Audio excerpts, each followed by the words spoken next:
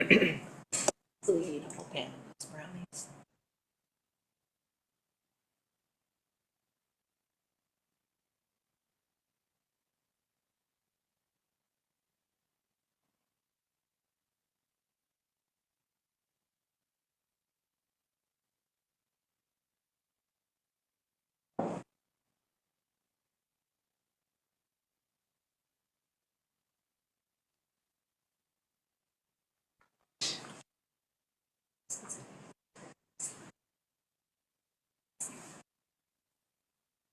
Oh, I see.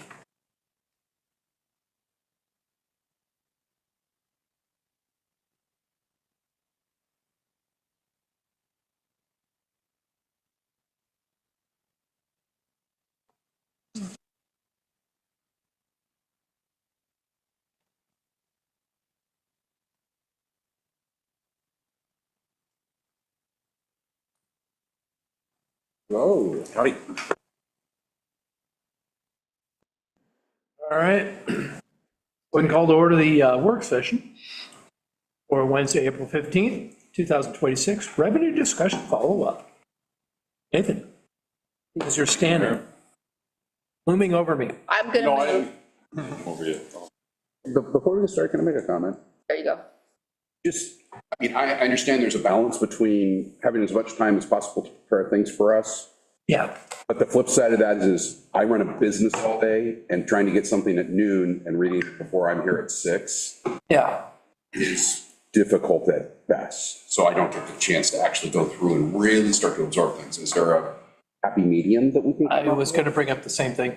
Yeah, well, what would the council prefer? Maybe the Friday before, if possible. On presentations? Personally, I'd be happy with at least 24 hours. Even 24 hours. Yeah, that'd be fine too. I can read it the night before. That's fine, I was just going with what we've been doing. Yeah. Happy, we can change Yeah, the it, day of is a little short. that's fine. Okay, well, we'll do that. Go ahead, take it away. Thank you. Okay, thank you. So this is about revenues, so I thought what we'd do is just have a little information. There were some questions about the URA, and so Ann has put together a presentation to break it out for you, and then I thought we'd talk about our revenues. That works for you, Mayor? Okay, go ahead, Ann. Okay, so what I'm going to talk about is how the administrative service charges are allocated out. We're working towards a 5-year history so that if a fund has an unusual amount of activity one year, it doesn't raise their rates astronomically one year and then it goes back down. So it kind of smooths it across. Each administrative program has different metrics that are used in allocating out the expenses for that program. The general fund isn't charged, however, the general fund part of the administrative charges remains in the general fund, so it still does pay for it. I don't make community development pay their fees because then that increases their budget. It's just a vicious circle and it keeps going around and around. So the general fund is left out of this when the charges are dispersed, and then the general fund just kind of absorbs that in its operating budget. Metrics that are used are number of checks for each fund, the operating budget for each fund, the number of computers and devices that are supported, and the number of employees in each fund. So if you look at each program in the administrative services area, the city manager's budget is allocated out based on the fund's operating budget. Finance has a number of things: operating budget, number of checks, and number of employees. Human resources is allocated based on number of employees, and then information technology is devices supported. So this slide shows the first portion of the allocation is the payroll costs for the administrative service programs. So what we do is we look at each position and figure out what percent is, what percentage we spend doing those functions across the top. So you look at city manager, 85% is admin, and then 15% is urban renewal. In this, only 3 positions are allocated from the administrative services side are allocated to urban renewal for a total of 101,400. And this is this current year. I'm sorry, I cut off Nathan's budget at the top, but the rest of the budget then is set aside, and then if you add up all the operating budget plus the payroll, then you get the 1.9 million or almost 2 million in charges. So this shows the allocations that were done for this year. The number of checks I allocated equally across all funds for this current year, because in the short time that I had to prepare the budget, I could not get a report out of the system that would give me an accurate count of checks per fund. We have since gotten that report, and then for the next year, we have a number of checks to go in. But if you look across, you've got your accounts payable, your number of checks, and then here, I'll go back to this slide. And if you look under the AP column, that's, what is it, 63.4? I can't see. My contacts don't work that far back. 63.4. And then if you look down at the bottom of the allocation, that's that 63.4. So then all of these that are allocated out, and then the total column gives you that 1.972. So there's 29 and a half employees across the city of Fairview. 29, and at that point when we did this, yes. How many are there today? We're working at what, just right About at 33 or so. 30, I have to add them up. right around 30-ish. Whatever it takes. So that's how it's done. For the urban renewal general fund, we don't allocate, I didn't allocate any accounts payable or payroll or HR, because of course they don't have the payroll or HR. And then because the agency itself doesn't own any devices, they're not included in on the information technology, and then the insurance then isn't allocated to them either. So they're just paying for and I have to go back to that one slide again, oops. That 101,400, that's that percentage of our payroll for the payroll HR, and then they are charged a bit of finance as well, because we maintain the books for them. Now, there is a second component of charges to the agency, and that's for the work that other employees do for the agency. And those are the positions and the percentages and the portions of their salaries that got charged. And I think that totaled, I think it was 171,000 and change for that. That's to URA. That is to specifically to URA, yes. Got it. And that is, in a nutshell, the administrative service charges. Any questions? So you're sharing this with us tonight because this is what you're putting the budget together. These are the Yeah, allocations you're planning. these are the allocations for the current year, not for the next year. But you did have a question as to how the allocations were were derived, and so we So put this would together. you say, I mean,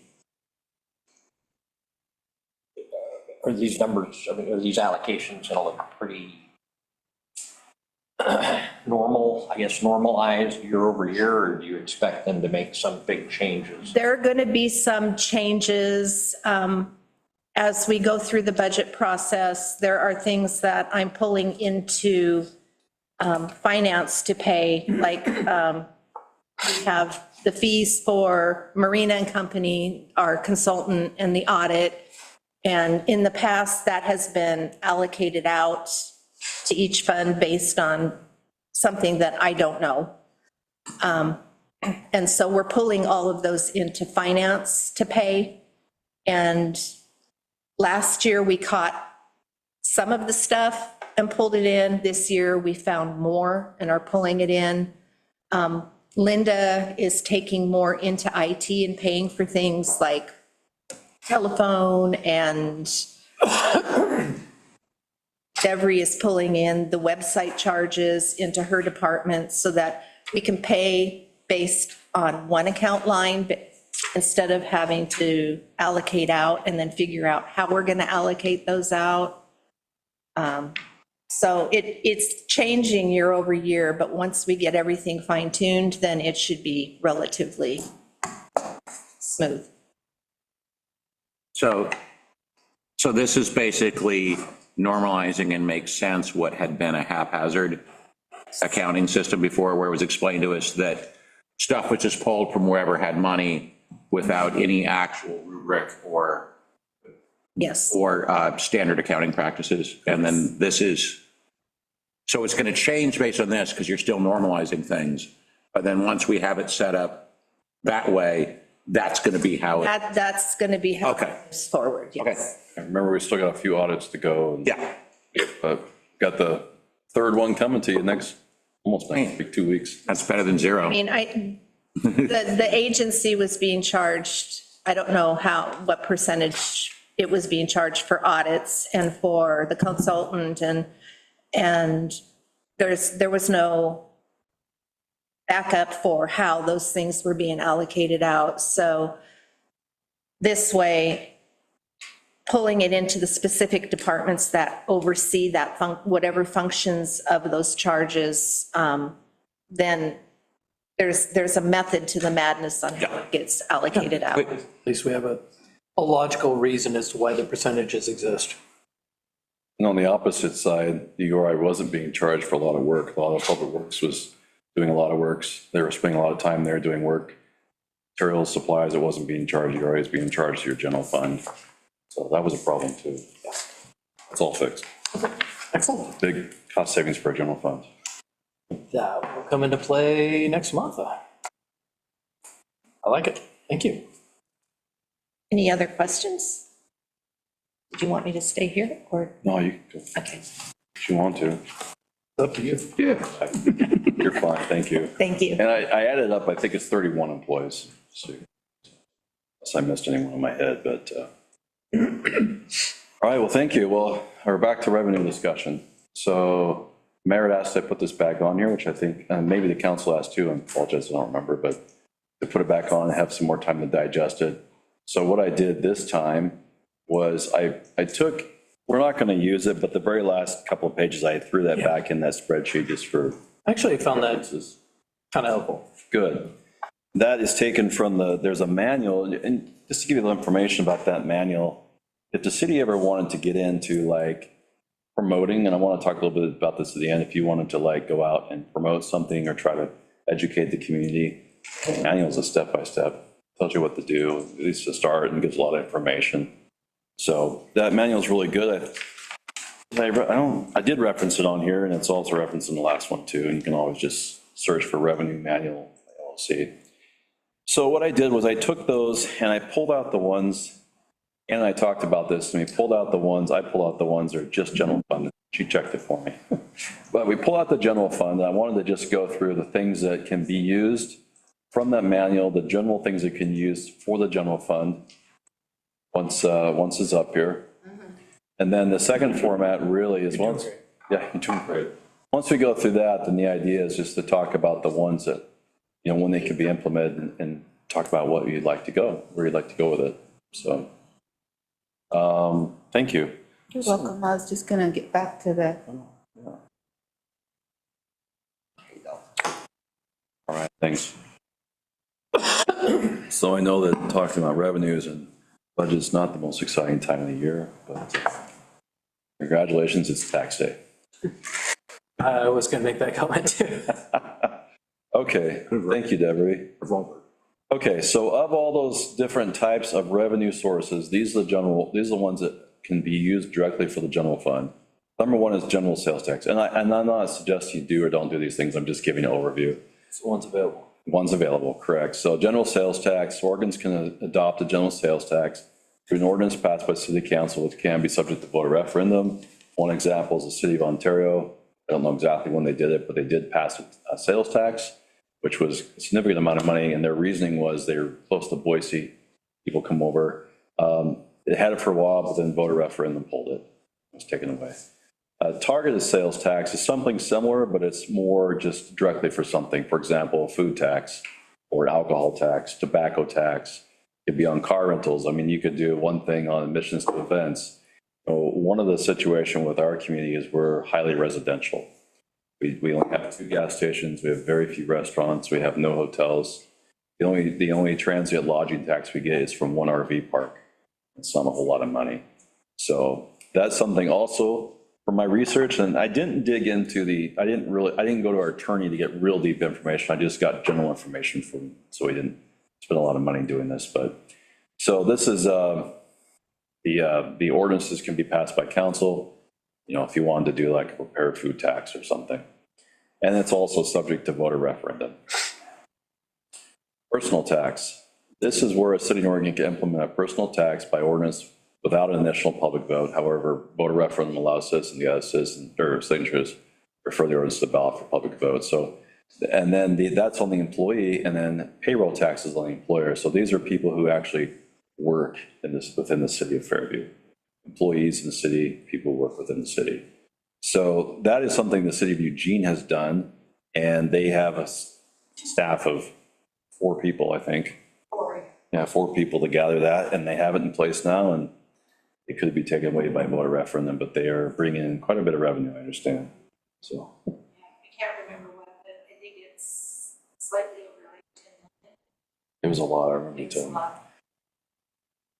And then we have, of course, local option levy tax, which you are aware of, but they must go before the voters. Unlike other local taxes, it can be acted by a council ordinance. These have to be enacted by vote. So they're limited to 5 years. Something interesting, I wasn't as aware about this, but capital project levies limited to 10 years.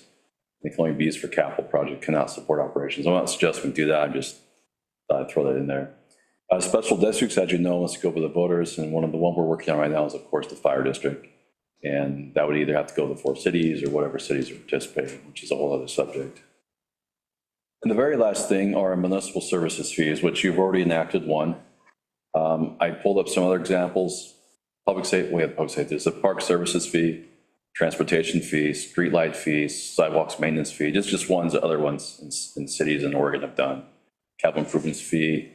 When I lived in Forest Grove, we had a capital improvements fee on there I paid. I also had a street maintenance fee, and I also had a streetlight fee, all 3 of them on there. So a multi-use fee and technology fee, et cetera.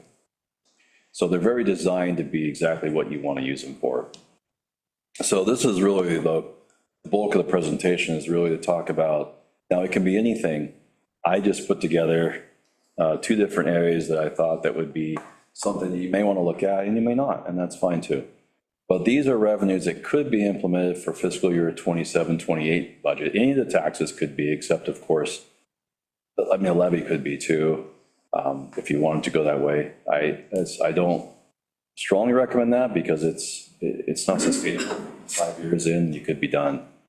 But the personal income tax, city council approved ordinance, staff could set this up, be ready to go for the next budget fiscal year. I tried to combine the words there. Starting July 1st, 27, this would require, most likely it's going to require at least 1 or more people in finance, at least 1 person. Payroll tax for employer, same thing, do that as well. Staff would recommend implementing both because they're so similar rather than one or the other, but it could be one or the other.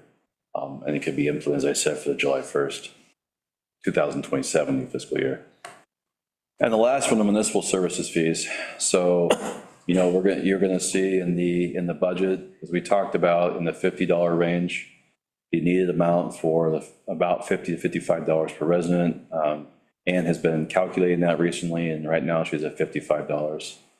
So parks, and again, that's just what we need to sustain the budget. That doesn't mean it has to be a public safety fee. It could be anything that meets the general fund. I mean, it could be a combination of park services fee. I know council expressed some, maybe not as many fees, maybe one fee, maybe no fees and do something else. I mean, there's lots of, well, there's not lots of options. There's a few options. Park services fee, the one good thing about this is it's already written and ready to go. Public safety fee, of course, is already on the books. And then there's also a general services fee or a multi-use fee or variation of this. Could be implemented in the new year. So basically, I also wanted to just really go over really briefly the supplemental funding that we need to operate most of these services, especially community development, Parks Division, both operating and capital, and the administrative departments, which include human resources, finance, administration, which is mostly me, and information technology. So, you know, I just finished going through all the budgets, and Ann's been working with the department heads, putting those together. Department heads have sat down with me and Ann and gone through those, and there's nothing to cut. I mean, the things that you could cut would be so minimal that it wouldn't even make a difference. Maybe 50 cents off the public safety fee. I mean, it's really, they're very operational. We run a very lean budget with very few people. Always open ideas. The budget Ann's preparing right now doesn't even include any capital in our parks at all. And that's unfortunate. We don't have the money for that because we need to replace things. Our playgrounds are old, our play sets, they need to be replaced. From my understanding, I haven't introduced Silas, he's our new public works director, but I will introduce him formally in the next meeting. But my understanding is that playgrounds have a tendency to expire or need to be replaced at a certain time for safety issues and aesthetics too, but mostly safety issues. So we know the history, and I won't go through the whole history, but that's where we're at. So on the public safety fee, $55, what is it today? 20. 20. So it goes from 20 to 55, but if you, let's say we had the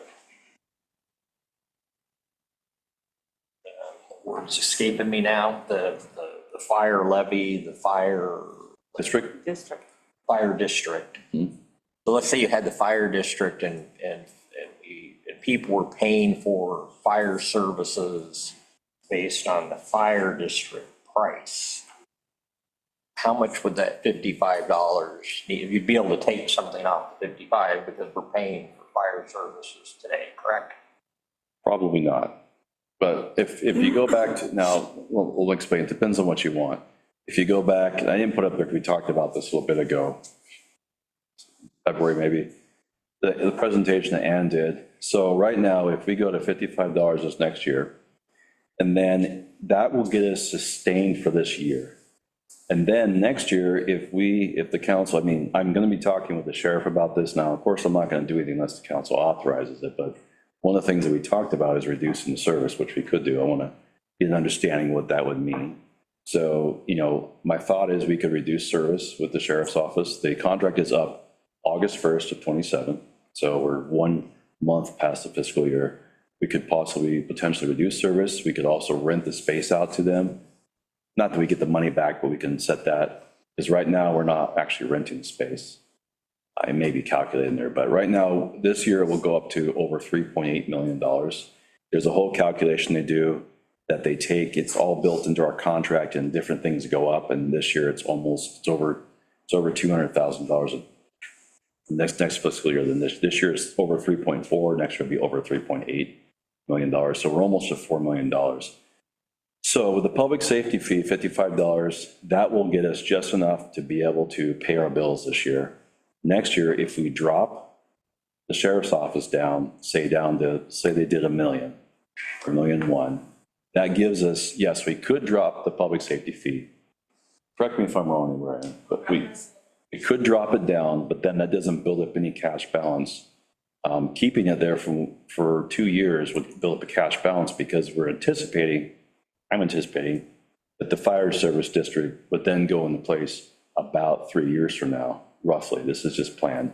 If that goes into place, that takes off, at that time will be closer to 2.3, 3.5 million. This year it goes up to just over 2 million. That drops that 2 million, 2.5 million off. And we continue doing some, we can build up a cash balance enough to where we can help fund a fire station and we can help fund a police department if we wanted to go that way. So the idea is to get some money built up. But doing those things, if we drop the police department and law enforcement and we have a fire service, we don't have to raise that fee. We could drop it down, but then we're going to lose out building capital to try to replace the police department or some other solution. That's where we're at. I mean, the fact is we bring in $3 million in taxes, bring in $1.1 million in franchise fees, and right now, $20 equals about $1.1 million in public safety fees. That's about 5.2 million, and all those contracts together is 6.9 million. So that, and then we need roughly 1.5 million or so to run the rest of the city, the general fund. And that's the bare bones. We'll dig into it deeper in the budget. So I know it's shocking. It truly is. I mean, I don't know. We don't have sales tax. We have very capped property tax. And a lot of people have said to me, Nathan, you just cut services and what do we cut?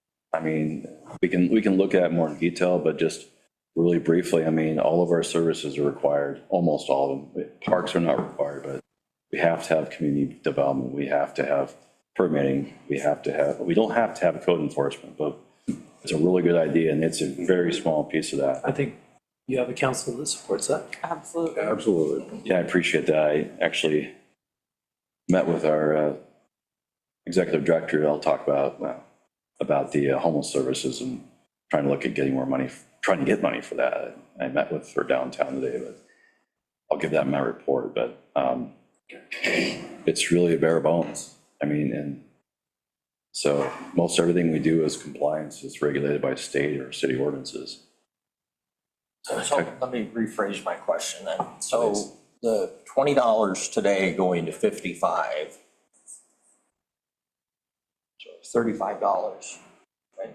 So how much, I mean, and you don't, by all means, don't make anything up, you know, but my question is of the third, so I'm telling my resident friend here that just opens up their bill, they don't know anything that's going on. So their stuff's going up $35 a month.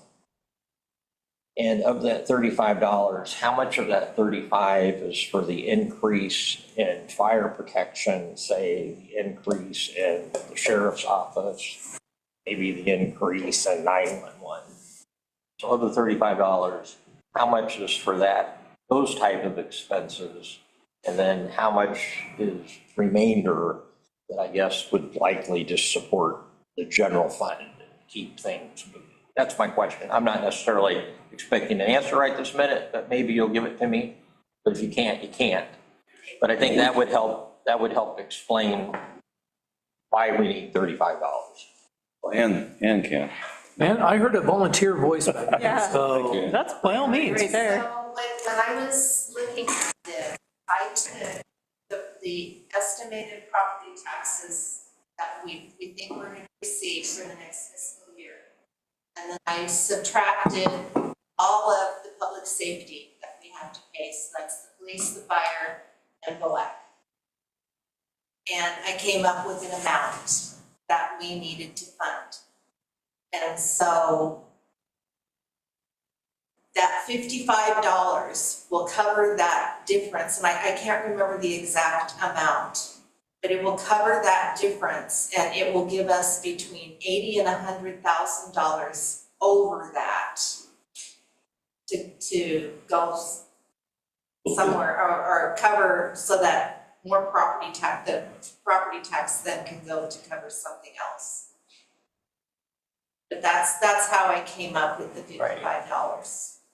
I mean, we'll have that and we'll be able to discuss that more. I mean, give you a number if you want sooner, but we'll have that in the budget too. Yeah, I mean, if we could have it, I think, prepared over the next day or two, or if it's just part of the budget. But my question just is, of the $35, how much of that 35, I would say, is allocated to those three big, call it public safety type expenses? Pretty much all of it. Okay, I got it, but Yeah. just tell me, it's $35, 20 of it's here, 12 of it's here, 1 of it's here too. I just want to see how it's broken out.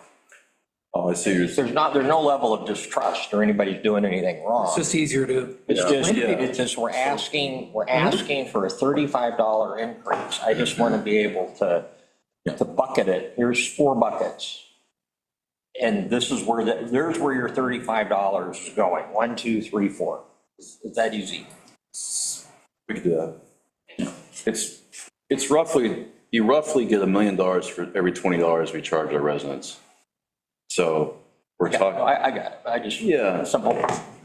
yeah, I mean, it has to go. So you're wanting the 35, like it's a BOAC versus fire versus. Yeah, I think you've got the 3 big funds and then you've got the general fund, I guess, to support basic operations. Sure, we can break that up. Okay, that'd be helpful. I got you. Yeah. Go for it. I mean, it's easier to, like, when people ask me, because I had somebody actually pull out their water bill and ask me the other day.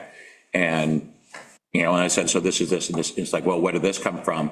And so honestly, like, having that answer would be better than what I had. Yeah. What I had is, well, Gresham decided to charge us a whole bunch more, and the county's going to charge us a whole bunch more for police service, and the city would go broke without this. Now that's a simple elevator explanation, but having the 4 buckets would make it even better. Yeah, absolutely. I agree. Would help. I guess my question is, looking at some of these others, if we're looking at a local improvement district, economic improvement district, enhanced service district, if 1 or 2 of those, would that help ease the pressure and possibly not force us to raise the safety fee to 55? If we kind of spread out the wealth a little, would that have an impact? Well, unfortunately, none of those having to do with the general fund. Okay. And that's why I pulled out the ones that have specifically the general fund. Those, like, for example, a special district is a fire district. Yeah, if we had a different fire, so we had a different special district, like say we had a special district, I don't know what I don't think we don't pay much for streetlights here, do we? So if there was something that we could come up with, I'm sorry?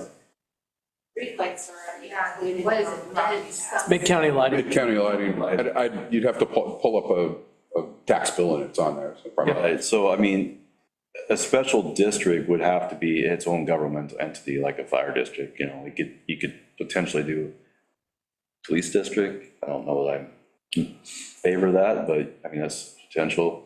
But the other districts, sorry, what were the examples you're asking? EID, LID, some of those others. And you're right, they're limited in what they could go to, but if they go towards something that the general fund would eventually pay for, does that ease any pressure? Probably not. Like a local improvement district, that's for capital project. That's like if, we want people to get together, we want to build like a street for We someone. talked about doing a lid for the wall along 223rd. Yeah. Around the corner for Gleason, because that's constructed out of paper mache. Basically, it's EFS. It's styrofoam. And someday it's just going to fall over in a stiff wind. And we were talking about doing a lid for that in order to replace it with stone or whatever. But the fact is, it's not worth it at this point. I'll be dead before it blows over, so I don't care. Well, we can break it out. So just to kind of hopefully better explain a little bit, the general fund money, where it goes, we literally write out checks to those 3 entities every quarter, right? 911 to BOAC and to the Gresham and to the Multnomah County. The other general fund money we have, almost 100% of it, correct me if I'm wrong, goes just to salaries. I mean, that's most of it. You could do a district for the Parks Department, That's true. and that would ease up. But if you look at what the general fund's deficit is parks is only a small portion, you would still need a fee. I understand still needing a fee, but I would rather try to spread it out a little bit as opposed to just dumping it in one and shocking the hell out of everybody. I'm not trying to hide anything, but if we can ease the pressure of that pain, I'd like to look at it. I'd like to look at other options. I'm usually a fan of, there is no one solution. It's usually a series of moves that it's needed. And again, doing a district, you would have to go to the voters. Okay. Yeah. And you know what? Trying to maintain our parks, trying to maintain what we have. I think that's an easier sell than the other one that's gonna go towards voters. There's also some creative ideas. Silas has mentioned one about potentially even looking at having, Metro, see if they would be willing to take over like this, the Salish Ponds parks and take care of them. I mean, there are some different creative things. I think it's definitely an idea. We have to measure out and see if we want to do that and see what that would actually be and what that would save us. Again, our parks budget it's a piece of the puzzle. Not saying it's significant. I'm not deluding myself into that. But every little bit helps. I agree. I guess that's just my point. Absolutely agree. A lot of the, I pulled out the ones that directly impact our general fund. But there may be something here that, I mean, take fuel tax, for example. You could implement fuel tax. I think we would have very little because we have 2 gas stations and they are on a major thoroughfare. They don't have an exit. And I don't know. I mean, Tillamook, we're looking at 600,000. We have a lot of gas stations there. I don't know, a couple 100,000 a year, but that can only go towards roads. And the thing is we're not supplementing any of our street funds with general fund. If we were supplementing street funds with general fund like I've done in other cities, yeah, that would definitely help, but we're not doing it. That makes sense. I mean, transient lodging tax, we only have one RV park. We get transient lodging tax, it's pretty low.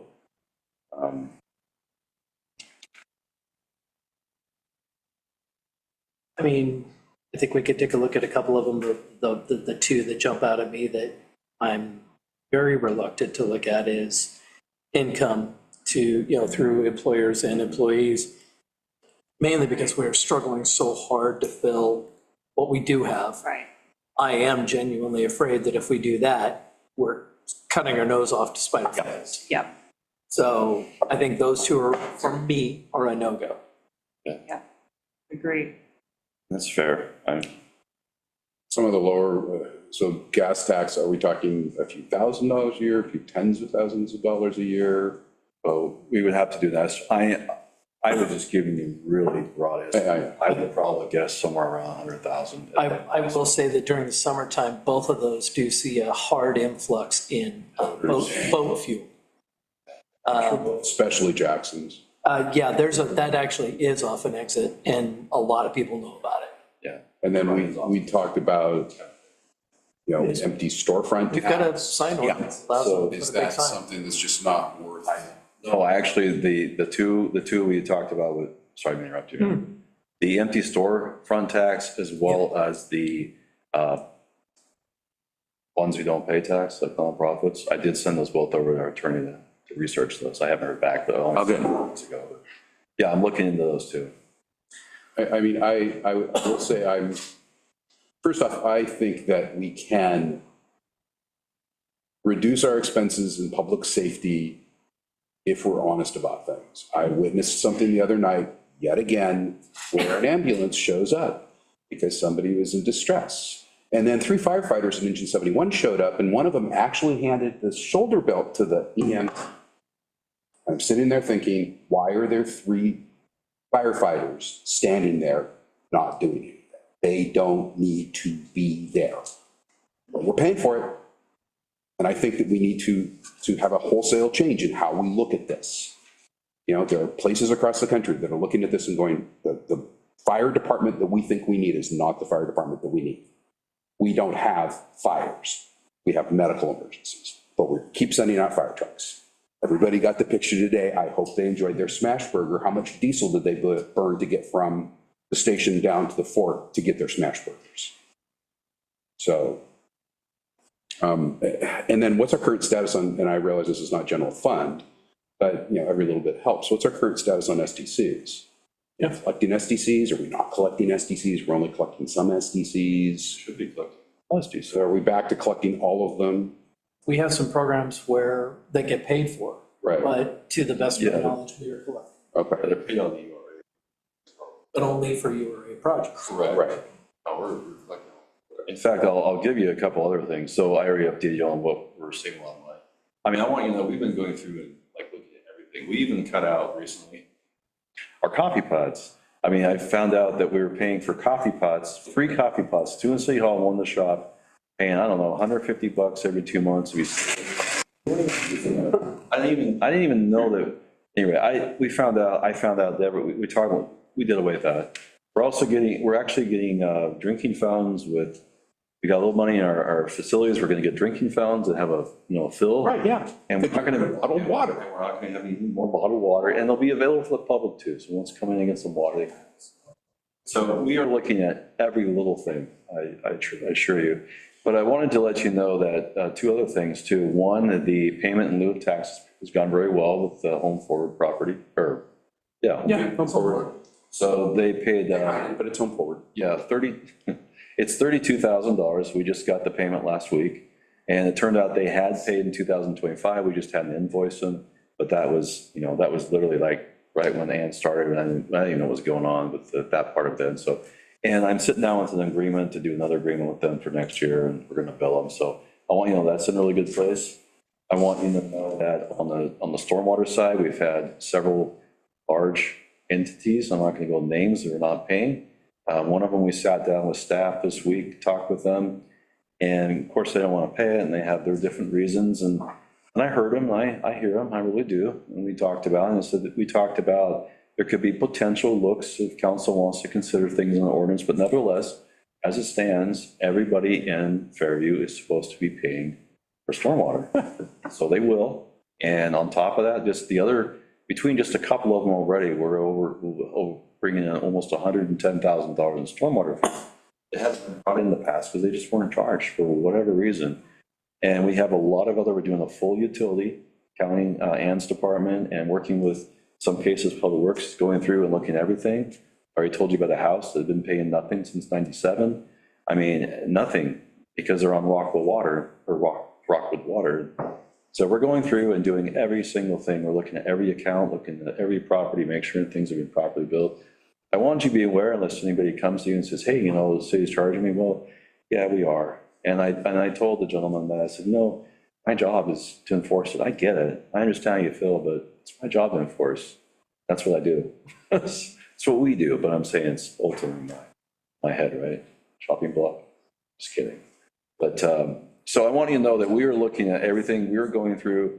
We were working on streamlining. I just want you to know we were working on streamlining, we're making things better, more efficient, but we're also seeking out all the revenues that we should have been getting. Well, and I think another thing that we need, and this isn't necessarily germane to this, but when I look through things, I would love to see a consolidated statement of what we pay in insurance, that we have to contractually pay, that's what our union contract says, and what we're paying in other payroll-related services, retirement PERS being the other big one. Because that keeps going up and up and up, and we have no ability to control that whatsoever unless we start firing people, which I really, really don't want to do. But I don't think the general public understands that our hands are tied, because I can't go back to PERS and say, hey, by the way, you really screwed this up 40 years ago, we need to undo this, with apologies to anybody who's tier 1 in this room. Yeah, I don't think anybody is, but and the same thing with insurance. We are required to provide health insurance to our employees, and that cost is rocketing. And we have to pay it, but I don't think that the general public necessarily understands that that's a large component of why we're having to do this. And when they ask us, and I will ask people, what is it that you think we should do? Do you want me to fire people? Because I can't break the contracts. You know, do you want me to stop mowing the grass? Do you want me to stop, you know, there's all sorts of horrific things, but that's almost what we have to do, unless we can do something with police, unless we can do something with fire, where I don't have 5 people standing around trying to load somebody onto a gurney. but that's going to be a tough discussion, so. No, and that leads me to two things I wanted to say. Number one, I wanted to remind the council, I'm not saying you should do this, but I remind you that cities in Oregon do not have to have any type of law enforcement, that the sheriff does have to cover you. Now, the level service, I don't know, Tillamook County, we had several cities like that. Talked about it. I'm just letting you know, I'm not suggesting we do that, I'm not recommending, I'm just letting you know that that is an ultimate option, that they would still have to cover us. Legally required to have a fire department. Now, that I don't know, but probably for insurance purposes, but I don't know. I mean, but you're right, there are a lot of different costs.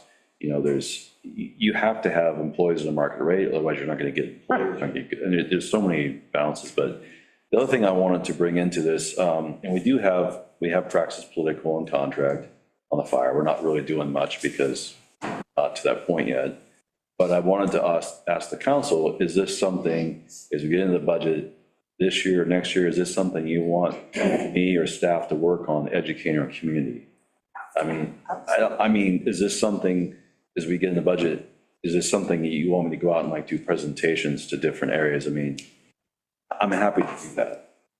I mean, personally, I think it's a good option. A lot of communities do that, but, and I haven't driven down the road lately, and I know we talked about it, it's just been a short period of time ago, but just quite simply where the well's going in, you know, if we had some signage that told people what we were doing to invest in the community, and we're spending these millions of dollars on water, as they drive by it and as they start hearing about the financial needs of the city, I think that it will start building those blocks of education. So, you know, the sooner we can get something out there. It needs a sign that says it's a well. Making that. Like, that's all.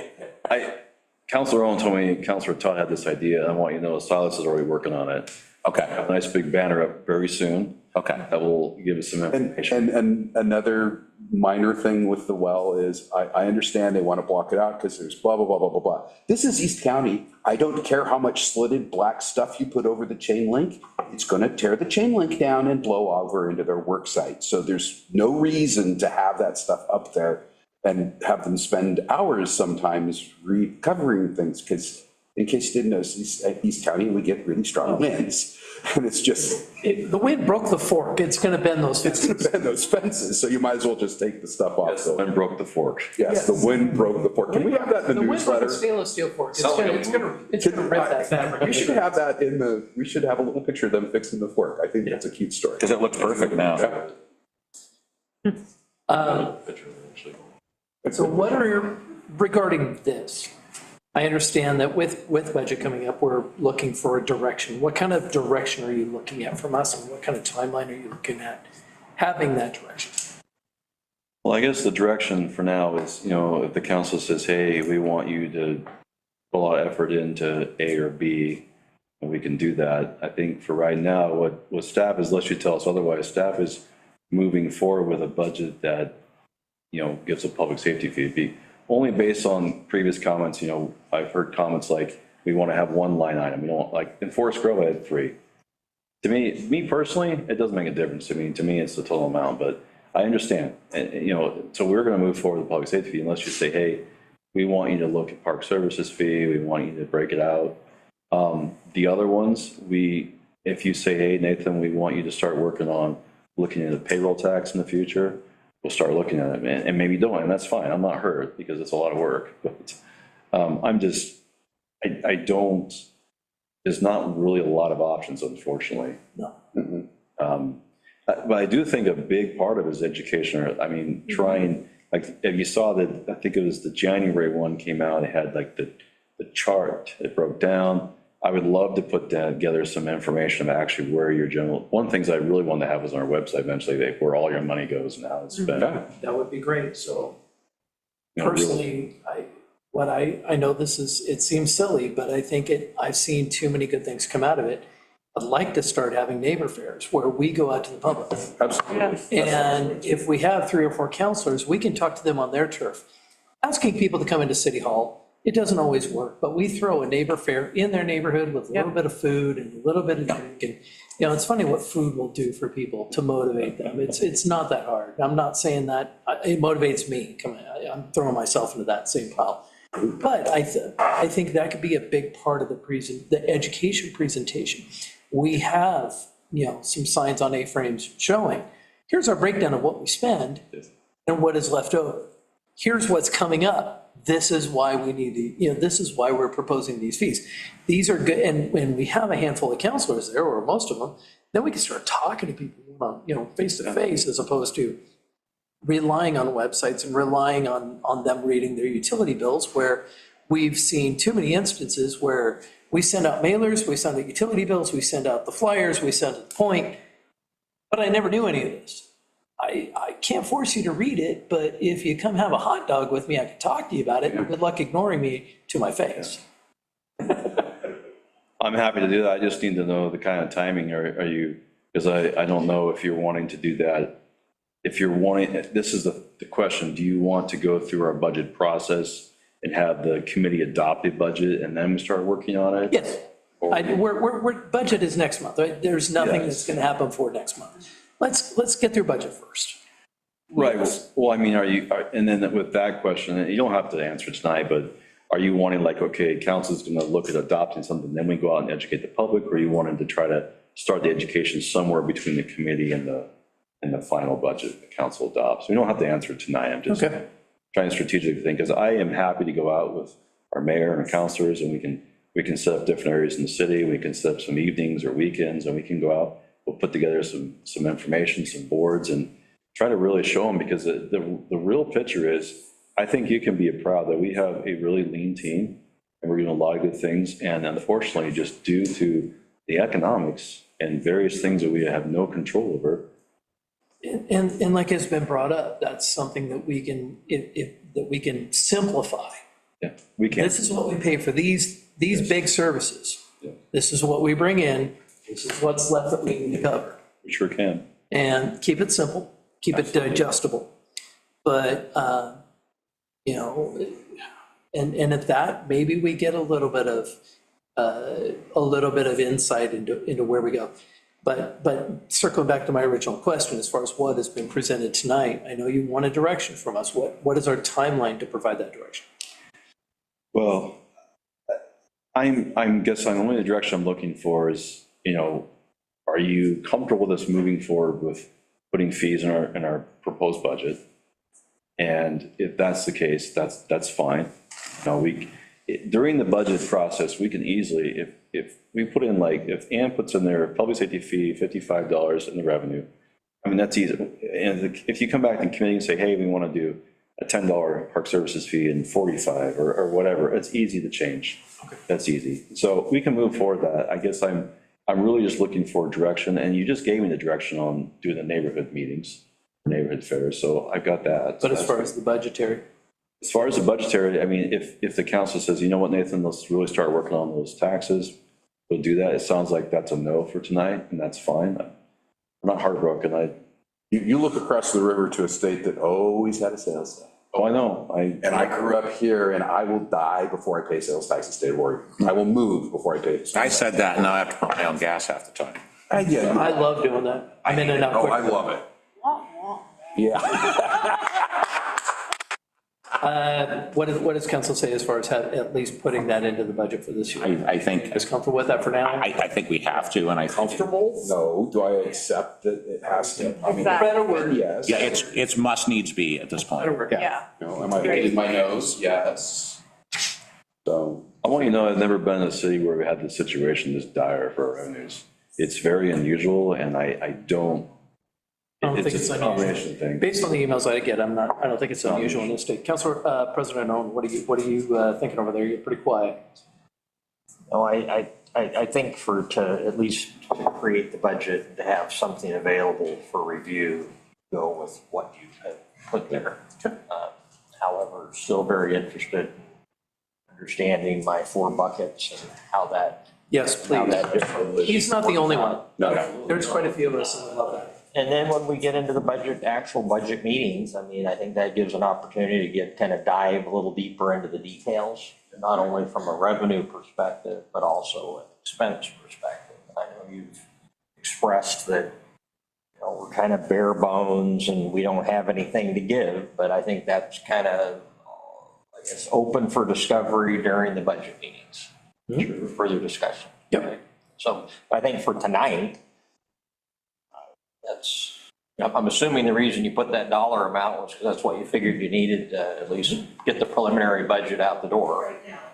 Yeah, so at least you can build on that as opposed to going back and struggling with, well, that's only $40. And so now you're gonna have to go through some very unpleasant exercises in order to accomplish that task. That's good. Okay. Thank you. That's all I have. Is that what you're looking for? Does that help our financial director? Does that direction help you? Okay. Let's go ahead and call the work session for now. We will reconvene at 7 o'clock. The answer to your question, lighting district is $75 a year. Okay, okay. And I still want my light on top at the bridge, and that's not a discussion. We're working on it. Let me tell you, That has been an ordeal. Okay, let's do that.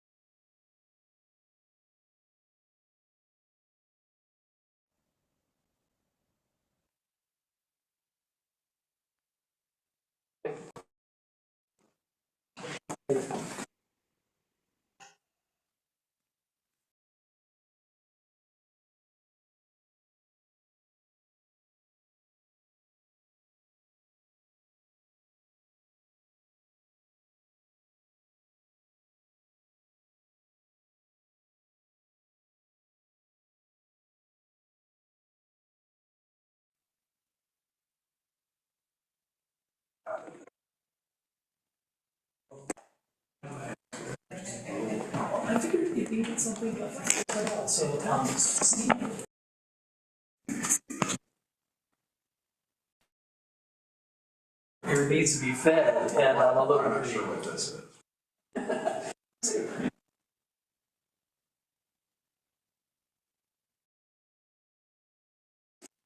know how I tangle from one section to the next. It's crazy. This lady. Trying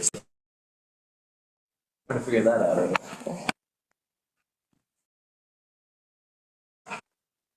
These things were not so darn expensive. You get to sit next to them.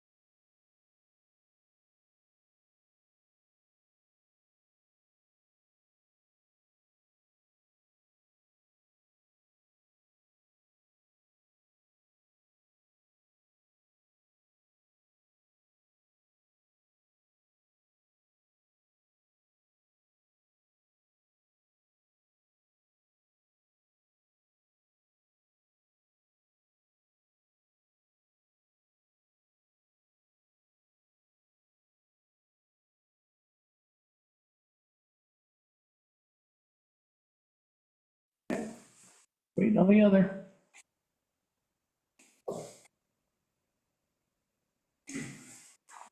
It's 7 o'clock. Do you know where your counselors are at?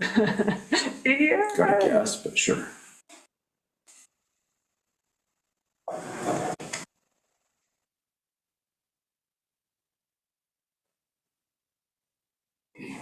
Anybody say anything when he walks in, just stare at him really awkwardly. Oh, yeah. And that includes that.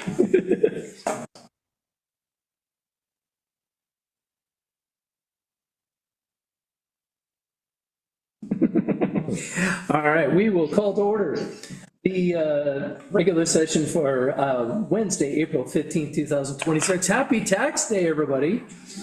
Or if you're like my son-in-law, just filed it yesterday. Can we have a roll call, please? Counselor Todd? Present. Counselor Copeland? Here. Counselor Owen? Here. Counselor Dennerlein? Here. Counselor Weber? Here. Mayor Kudernat? Here, and for the record, Counselor Marker is homesick. I'd rather him be home than get anybody else sick. And if we could stand for the Pledge of Allegiance. I pledge allegiance to the flag of the United States of America and to the republic for which it stands, one nation, under God, indivisible, with justice for all. Do we have any citizens wishing to comment on agenda items? No requests were received. Okay. Let's see, first we have mental health. So whereas mental health is everyone's overall health and well-being, and addressing the health needs of Fairview children, youth, adults, seniors, and families is fundamental to having a healthy community. And whereas all people experience times of difficulty and stress in their lives with the prevalence of mental health conditions in our nation, it's important for all members of the community to know that specific tools exist which can be used to better handle challenges and protect one's health and well-being. And whereas prevention is an effective way to reduce the burden of mental health conditions, and with early and effective treatment, individuals with mental health conditions can manage their mental health and lead full, productive lives. And whereas it is appropriate to recognize the importance of having improving the mental health of all of our residents, let it be proclaimed that the City of Fairview recognizes the month of May 2026 as Mental Health Awareness Month in the City of Fairview, and we encourage citizens, businesses, organizations, and agencies to work collaboratively to reduce the stigma of mental illness and to increase the mental health of our community. Let's see, we have, and whereas Americans are served every single day by public servants at the federal, state, county, tribal, city, and in many other areas of public service, these unsung heroes do extraordinary work that make our lives better and our nation stronger. And whereas public employees take not only jobs, but oaths to make crucial contributions in our communities in America, their tireless efforts are critical to the well-being of all who are served, sometimes even risking their lives for public service. And whereas day in and day out, public servants provide diverse services demanded by the American people and their government with efficiency and integrity.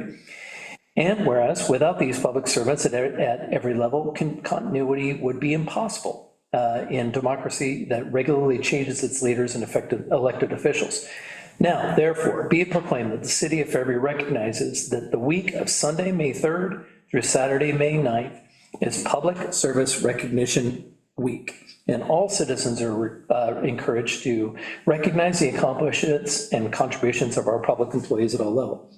So in regards to public works, I believe this ties in. I want to say that outwardly, that is the group that outside of the walls of this building, they're the ones that are out there every week, and I want to appreciate them. In storm, they're the ones that go out in the worst weather when we're hunkered down in our homes. So I do recognize that. And we have one more here. Whereas in 1872, the Nebraska Board of Agriculture established a day to be set aside for planting of trees, which is celebrated all around the nation and the world as Arbor Day. And whereas trees can help reduce the impacts of climate change by moderating the temperature, lowering heating and cooling costs, cleaning the air, producing oxygen, reducing erosion of topsoil by wind and water, and providing a habitat for wildlife. Whereas trees in our city increase property values, enhance our economic vitality of business areas, and beautify our community, whereas Oregon has proclaimed the entire month of April as Arbor Month. And whereas in 2026, the city of Fairview was designated by the Arbor Day Foundation and the Oregon Department of Forestry as Tree City USA, thank you very much, which recognizes the city's commitment to managing public trees through tree care standards, best practices, and investments. Now therefore be it proclaimed, the city of Fairview recognizes and honors April 2026 as Arbor Month in the city of Fairview, and encourages the community to protect, care for, and plant trees for the benefit and future generations, proclaimed on this day, April 15th, 2026. Thank you for letting me go through those. Council business. We're not doing Asian Pacific? Did I miss one? Yeah. I have one more. I didn't, okay, let's see. Oh, here it is, I apologize, thank you very much. Whereas official designation May is Asian American, Native Hawaiian, and Pacific Islander Heritage Month, and was signed into law in 1992 and celebrates all Asian Americans, Native Hawaiians, and Pacific Islanders, known as AANHPI, have to make sure I say that right, community whose variety of contributions have built our culture and society. And whereas we celebrate all of those who are included within the AANHPI community, which is made up of culturally and linguistically diverse peoples, representing populations from many countries and islands. Whereas we recognize the innumerable contributions, vibrant cultures, and rich heritage of the AANHPI community. And whereas we acknowledge, appreciate, and continue to seek the contributions and leadership of the many Asian American, Native Hawaiian, and Pacific Islanders who have played a significant role in our local history and the community fabrics and fields of science, education, agriculture, government, commerce, and the arts, and many others. Now therefore be it proclaimed that the city of Fairview recognizes the month of May 2026 as Asian American, Native Hawaiian, and Pacific Islander Heritage Month, proclaimed on this day, April 15th, 2026. Thank you for bringing that up. I think the pages start together there. Next is Budget Committee member appointment process. I don't have a name. Who is leading that? Did you want to lead it, Mayor? Yes, please. I can, thank you. The budget process, I want to just quick a little update of what occurred and kind of give some guidance we got from our legal attorney. So, and there was a member that was appointed back in January, and he had written in and indicated that he would resign if the city got more applications. So he sent that in twice. So what occurred, and correct me if I'm wrong there on this, but what happened the last council meeting when the second gentleman was appointed was that the council had a proclamation. In the proclamation, it was worded that it would be contingent upon the first one resigning. So our legal looked at it and said that actually the proclamation process was a little off. I think it's just more of an update for everyone. We can strengthen up, but I also want to let you know, I did send an email to that gentleman, said, you know, the situation is you had resigned, you said you resigned twice, so I took that to be, he resigned, we appointed someone else. So he came back through Councilor Owen and said, I think, because I didn't receive any direct emails, but I think it was through Councilor Owen. They came back as, thank you, Councilor, for bringing it up to me, but he came back and said, no, I think there's something wrong. And so I did reveal with our legal, and legal said technically because he had not officially resigned, even though he indicated twice he hadn't fully resigned. So I wrote back and said, okay, you are on the committee, that's correct, by our legal. So I wanted to make sure, you know, legally we're sound, which we are. So I think the idea of having this on the agenda, and our mayor asked to have this on the agenda to talk about is simply, and by the way, not just, I mean, I think it's a good idea, the agenda too. I can't call anybody out, but the idea is that, first of all, I want to be aware of what happened. There are options. Council could choose to thank the person for his service and remove him and appoint someone else to the person appointed. Council can leave it the way it is. And then for the future, we just need to make certain, and we'll make certain internally that if someone offers to resign, it's an unusual situation. I've never had this happen. If someone offers to resign, then we'll just make that clearer to the council that, hey, someone's offered to resign. And at that moment, you can make a decision. We're gonna go ahead and accept that resignation because by state authority, this board can remove and appoint members. You don't have to have anybody's resignation. You can remove anytime and appoint anybody anytime you want. But we, from the staff side, will make it more clear about what the intent was and what we're recommending, so the council's a little more certain about it. And then as we adopt the resolution, then we'll make certain that the resolution is properly adopted. There was just some confusion in language. I think the intent was that, you know, we thought things would just go the way it intended, the way we thought it would be intended. It didn't quite go that way. So I think that's the basic update. I hope that covers everything, Mayor. I believe it does. Thank you. Is there, so at this point, do we need to revisit that last appointment resolution and modify it? Is that what we don't? Devery, go ahead, Devery. Okay. I think it depends on, I mean, the way the resolution stands, the one person was appointed to Redundant. the first position. That second person at this time is not appointed because the resignation piece did not happen. Got it. So if council wants to make any changes to that, then they could make a motion. But it's up to you. Okay. Is there any discussion from council, questions on what's happened? Yeah, I mean, I don't have any questions. I did get involved in a conversation with the budget committee member, Ted Tosterud, and looked at some emails and dates and reviewed the meeting, because I wasn't here at the meeting.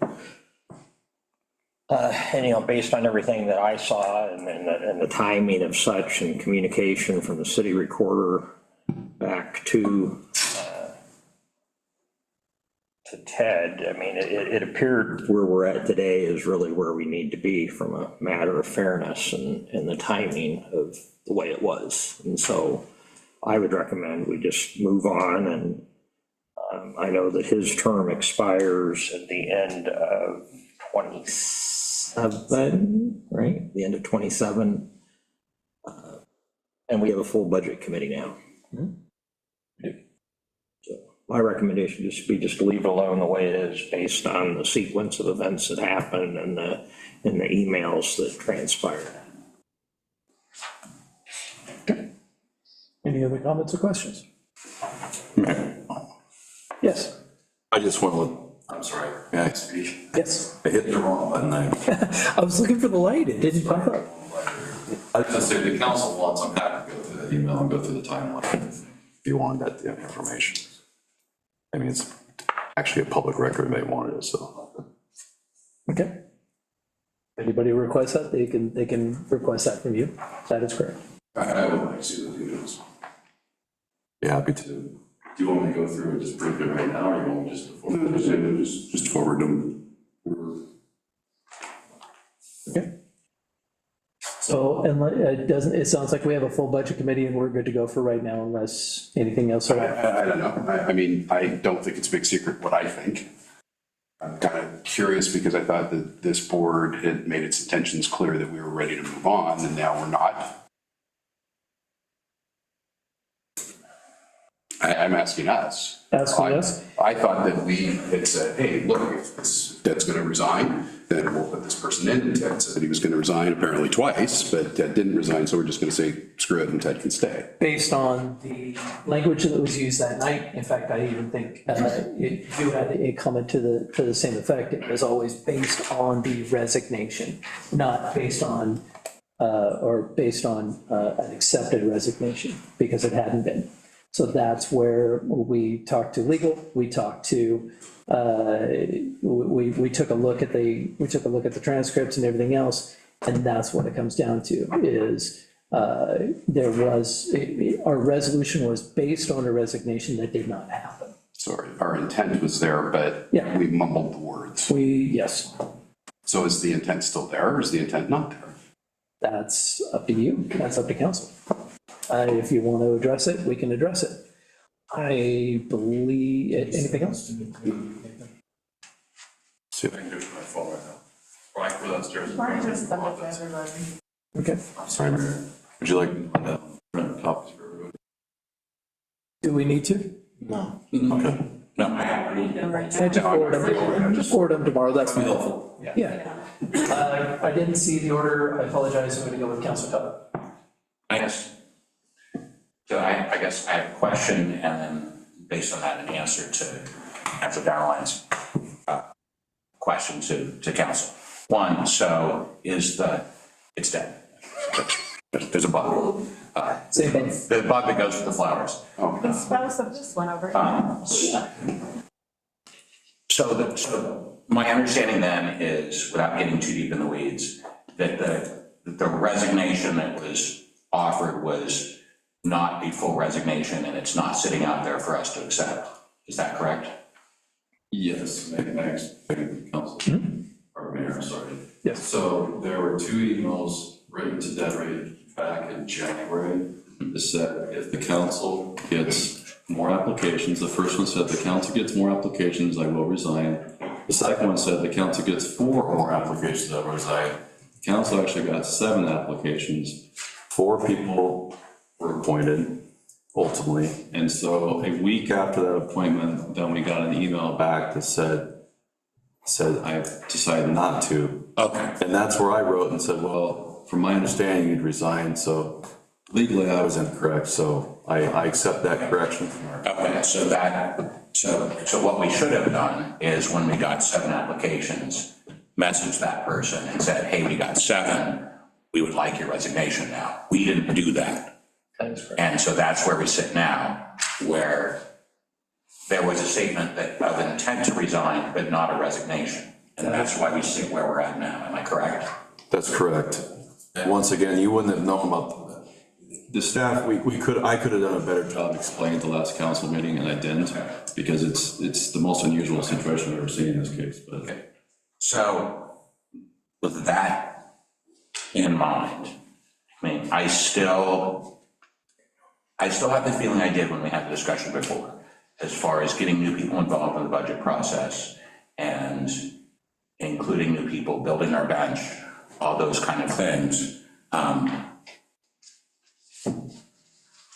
One of the discussions we had was just going through this budget process and then replacing the person that we're discussing after this. But that was one stream of thought that we had in discussion of get through this budget, these budget meetings, and then replace.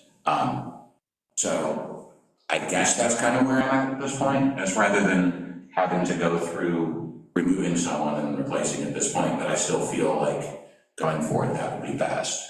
But considering what I now know about the not really resignation, and it didn't get followed up and formally happen for us to accept, that's, I guess, where I'm at, is that we're in this bed for one more set of budget meetings. Council President Owen. Yeah, I don't think I have anything else to add, just based on the discussion that's happened here. I mean, what started this is, and I know that our city manager is going to send the email string out to everybody, and it's not fair because you don't have it in front of you to really look at it in review. And like Nathan said, I mean, this started on January 24th of 2026. Offering, if there are 4 applications, that I would resign to let a new applicant take my place. But, then where things started changing was the city recorder sending a message out on April the 2nd, and I'm not reading them. You don't want me to read this to you word for word. Perfect. And it says here, just an excerpt of it. The candidate is aware that council's approval for their appointment is based on your continuing willingness to resign. You are still the appointed member of the position until you confirm resignation. And so I haven't seen anything after that date that did any confirmation to the, for resignation. And then there was a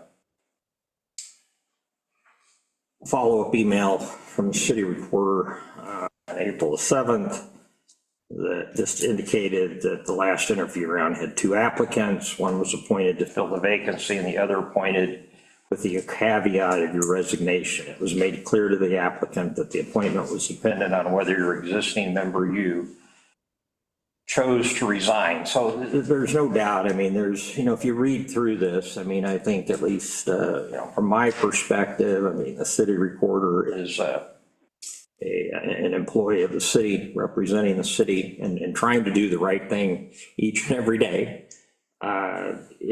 To me, it's just very clear. Now, some may have some, other questions or doubts maybe as to what the best path would have been, but I just feel like we, as a governing body, are really obligated to live up to what we've said here, either through ourselves or through the folks that we work with and hire. We hire Nathan, we don't hire the city recorder, but it's clear to me the intent is to is to have him still be represented on the budget committee. Now, if council just made some decision that, what, I just don't like it, I don't want to do it, I think that's their prerogative to do that, but I just feel like we are just following the steps and the correspondence and the communication that happened, and to me, it's just the right thing to do. I've not forgotten. Real quick, Council Weber. Yeah, I don't think I have too much more to add. I will just say in response to you, Councilor Denline, that night, my intent was based around the fact that this budget committee member had expressed intent to resign. Had that not been part of the equation, I probably would have, I definitely would have nominated differently, since I was the one that nominated them both, but yeah, and I still am in agreement that I am a huge supporter of getting new people and new perspectives into our committees, so I do support that, but I hear what everyone has said about the intricacies of this situation, and I understand if the course taken is to keep that member on the budget committee for this round. We do, as it just so happens, we do have that particular member here. If you'd like to come up and say something, I know you expressed an interest. I think now's a good, an appropriate time. I have not missed you, City Manager. It's on tonight. And Council, I haven't missed you either. Thank you, Mayor. I think you guys deserve an explanation. Sure. In January, when I applied and I was interviewed, I was not doing very well. I have a bad disease, PHI, I'm not supposed to talk about it. And it's very debilitating. And I didn't know at that time that I could serve. And when I looked at the list of applicants, there wasn't enough. And I thought, well, if they find somebody, now in January, I will resign at that time. Well, from January to April, working with 2 other docs, I got a little better, and I am doing better. So when there was no advertising that I could see on the website, I thought, well, there's no one else there. And then all of a sudden, I find out that they're appointing people for my position, when I really, like I said, my health changed, and that's what changed my wanting to stay and not resign.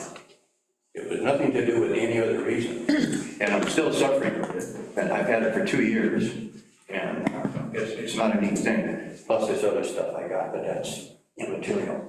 But that's the reason, from January to April, I changed my mind, right? And as I said, I love this city. I was a councilor, I was a mayor, and I like to serve the city. That's what I like, that's what I try to do. Okay. Appreciate that insight. Thank you. I will get Councilor Copeland. Well, I'm not sure my question's relevant anymore. That helped clear things up a little bit for me. I was just gonna ask, so after the emails that Councilor Owen read, did you say there was an email sent to you saying that he would no longer like to resign? Is that is that my understanding? I'm happy to, if I may, Mayor. Yes, please. Yes, thank you. So let's really quickly, so in January, Ted sent an email saying I intend to resign if the other applicants. He reiterated again the same thing.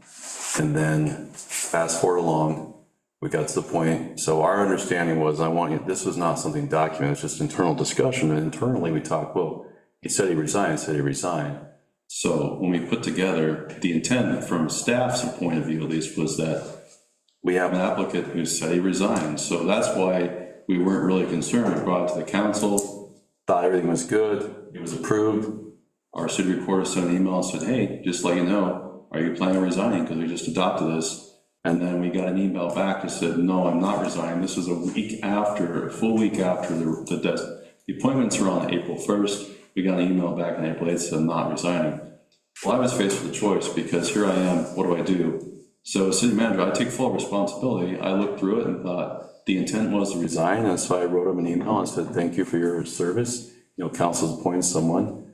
And and then, of course, I had some feedback that might not be proper, so I checked with our attorney, my attorney and I went over it, and she said, legally, that's not correct, I can resign. So I wrote back and said, I apologize for my error, and legally, you are still on the budget committee. So I want you to know where I stood and what I did, and I certainly apologize that I didn't realize that was a legal standing, but I was going with the intent that we understood from staff and what I understood from council, so.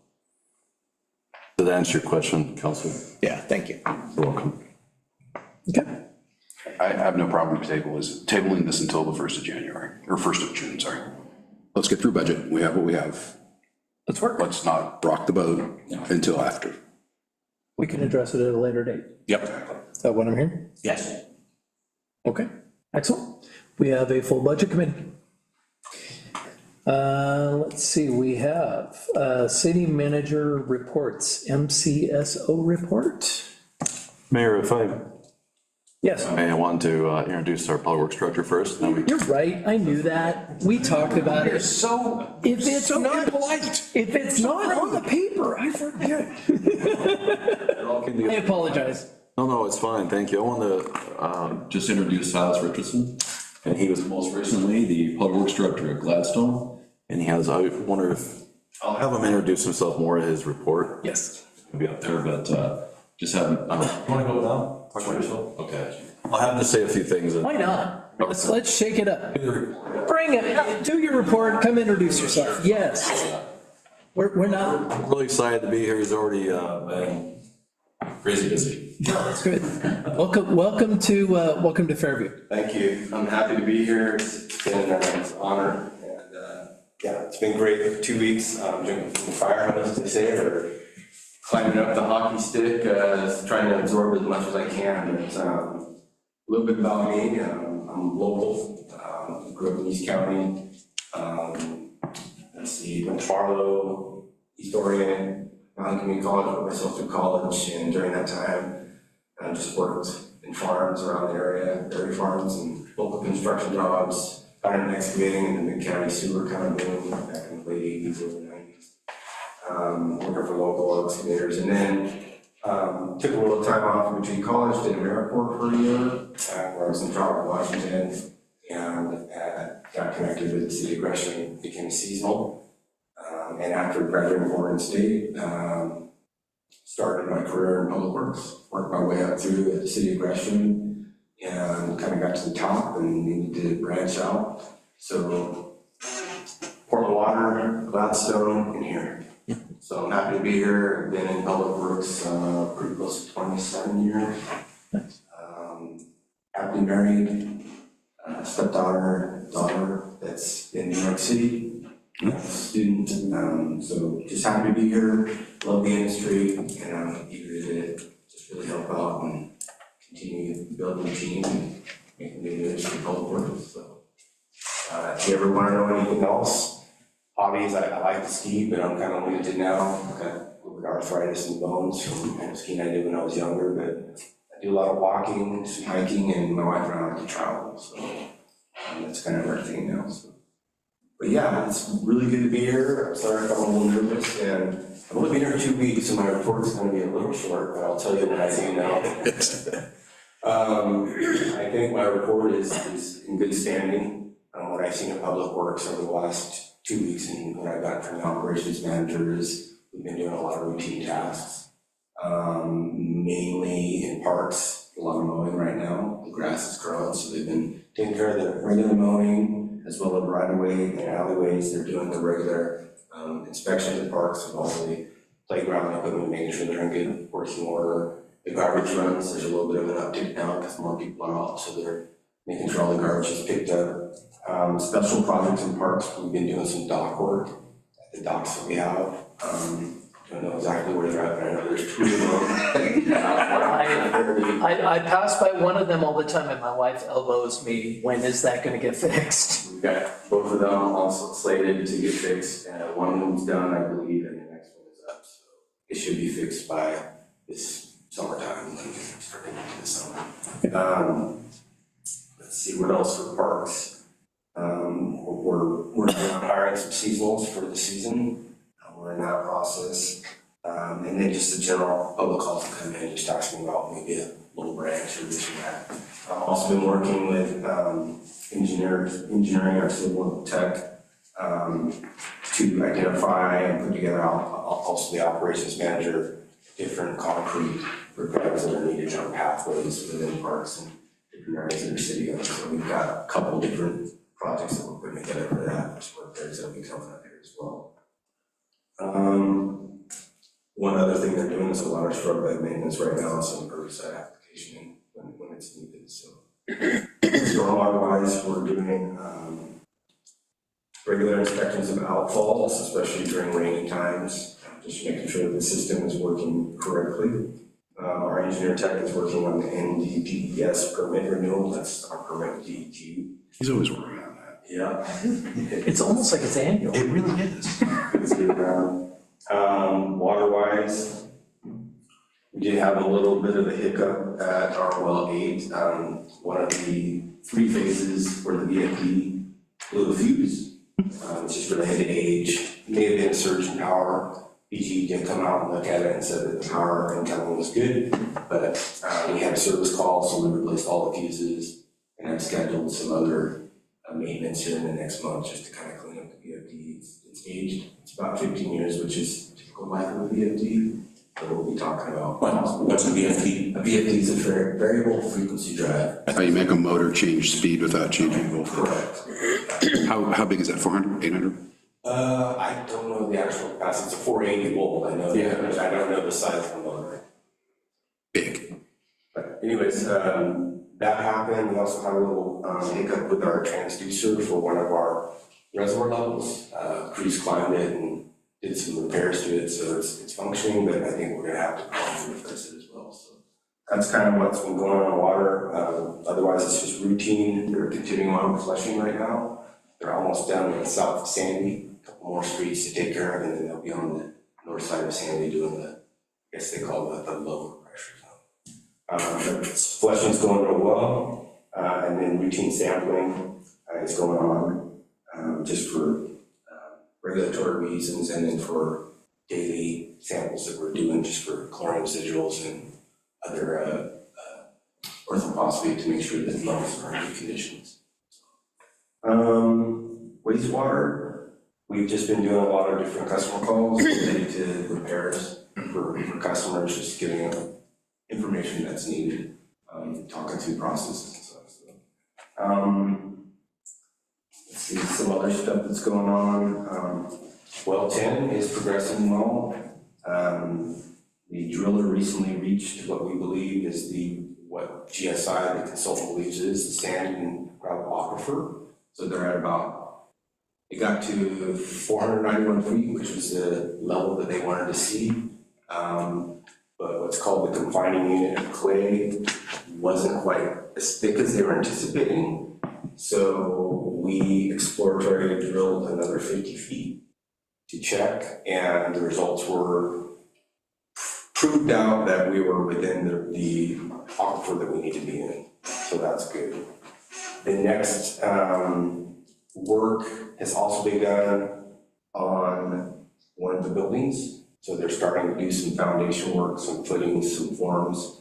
That'll be happening. And then this next week, it's anticipated to start putting in the permanent casing as well as the seal at the base of the well, which seals in the screen where the motor and the pump will actually sit in the bottom of the well.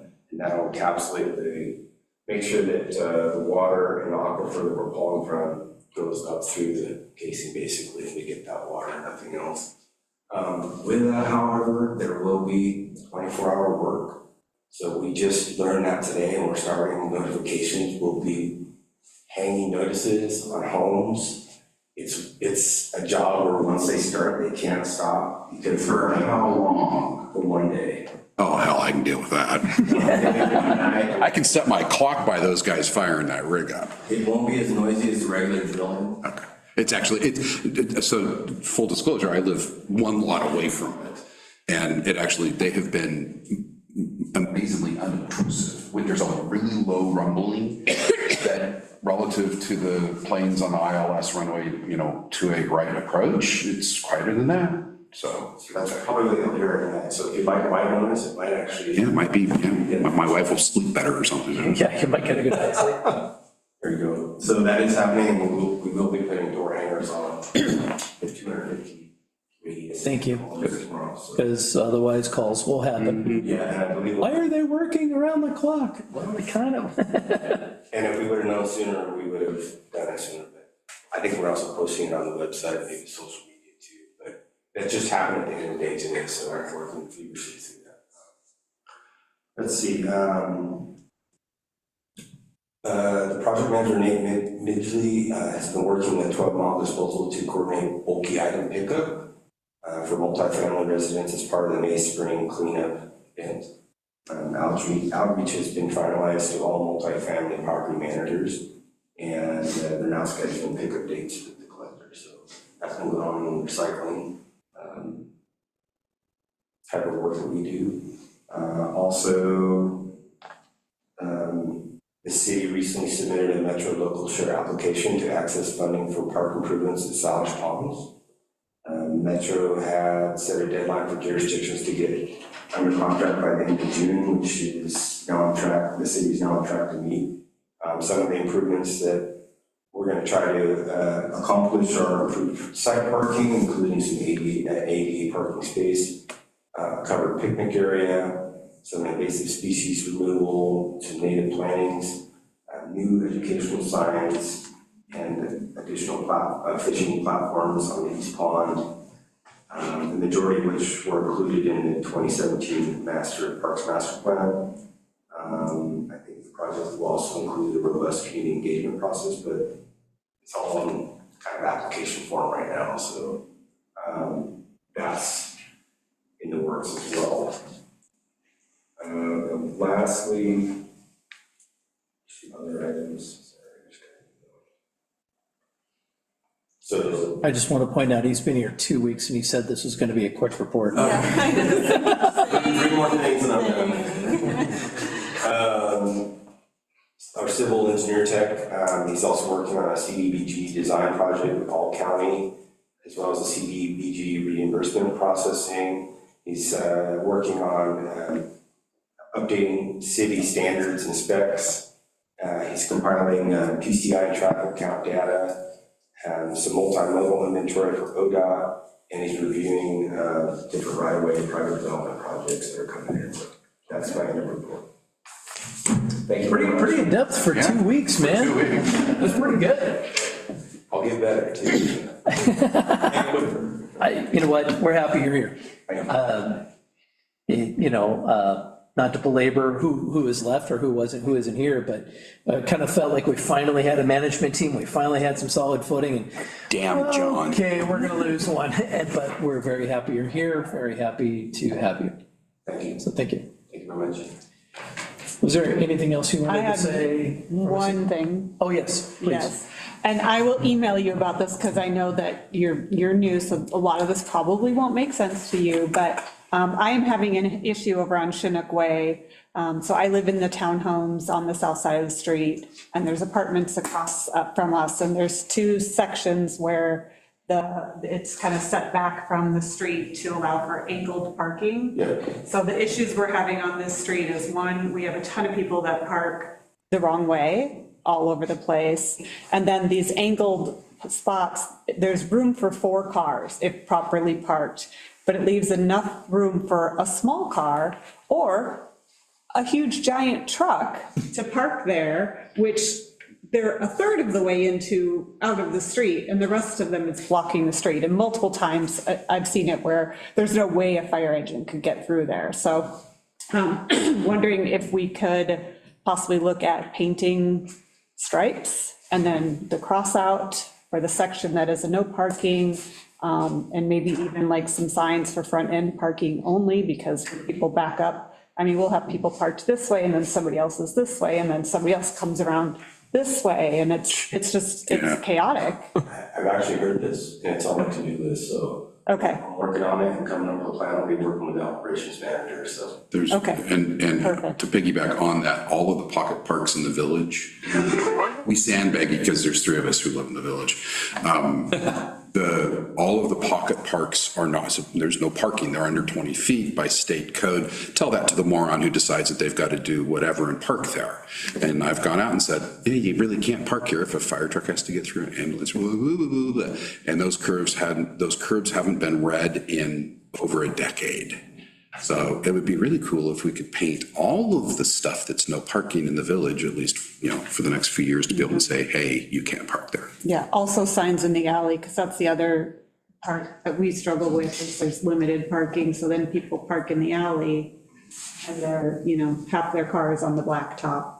They're just parked in front of a garage, but it's not an actual. And then I go down and I yell at them. Yeah. And then call it in. And same thing, like the concern is, that a fire engine would not be able to get through. I completely understand. If you could get a list and give it to Nathan, and we'll discuss it, and I'll. Jotting things down. I will, by the way, as I can.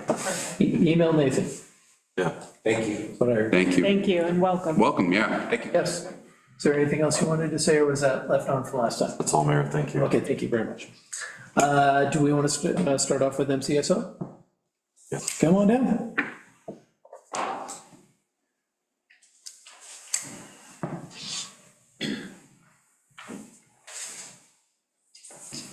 Right, good evening, and with respect to Councilman Todd, I don't know if it was representing your favorite English Premier Club, I don't know, my Manchester United gear.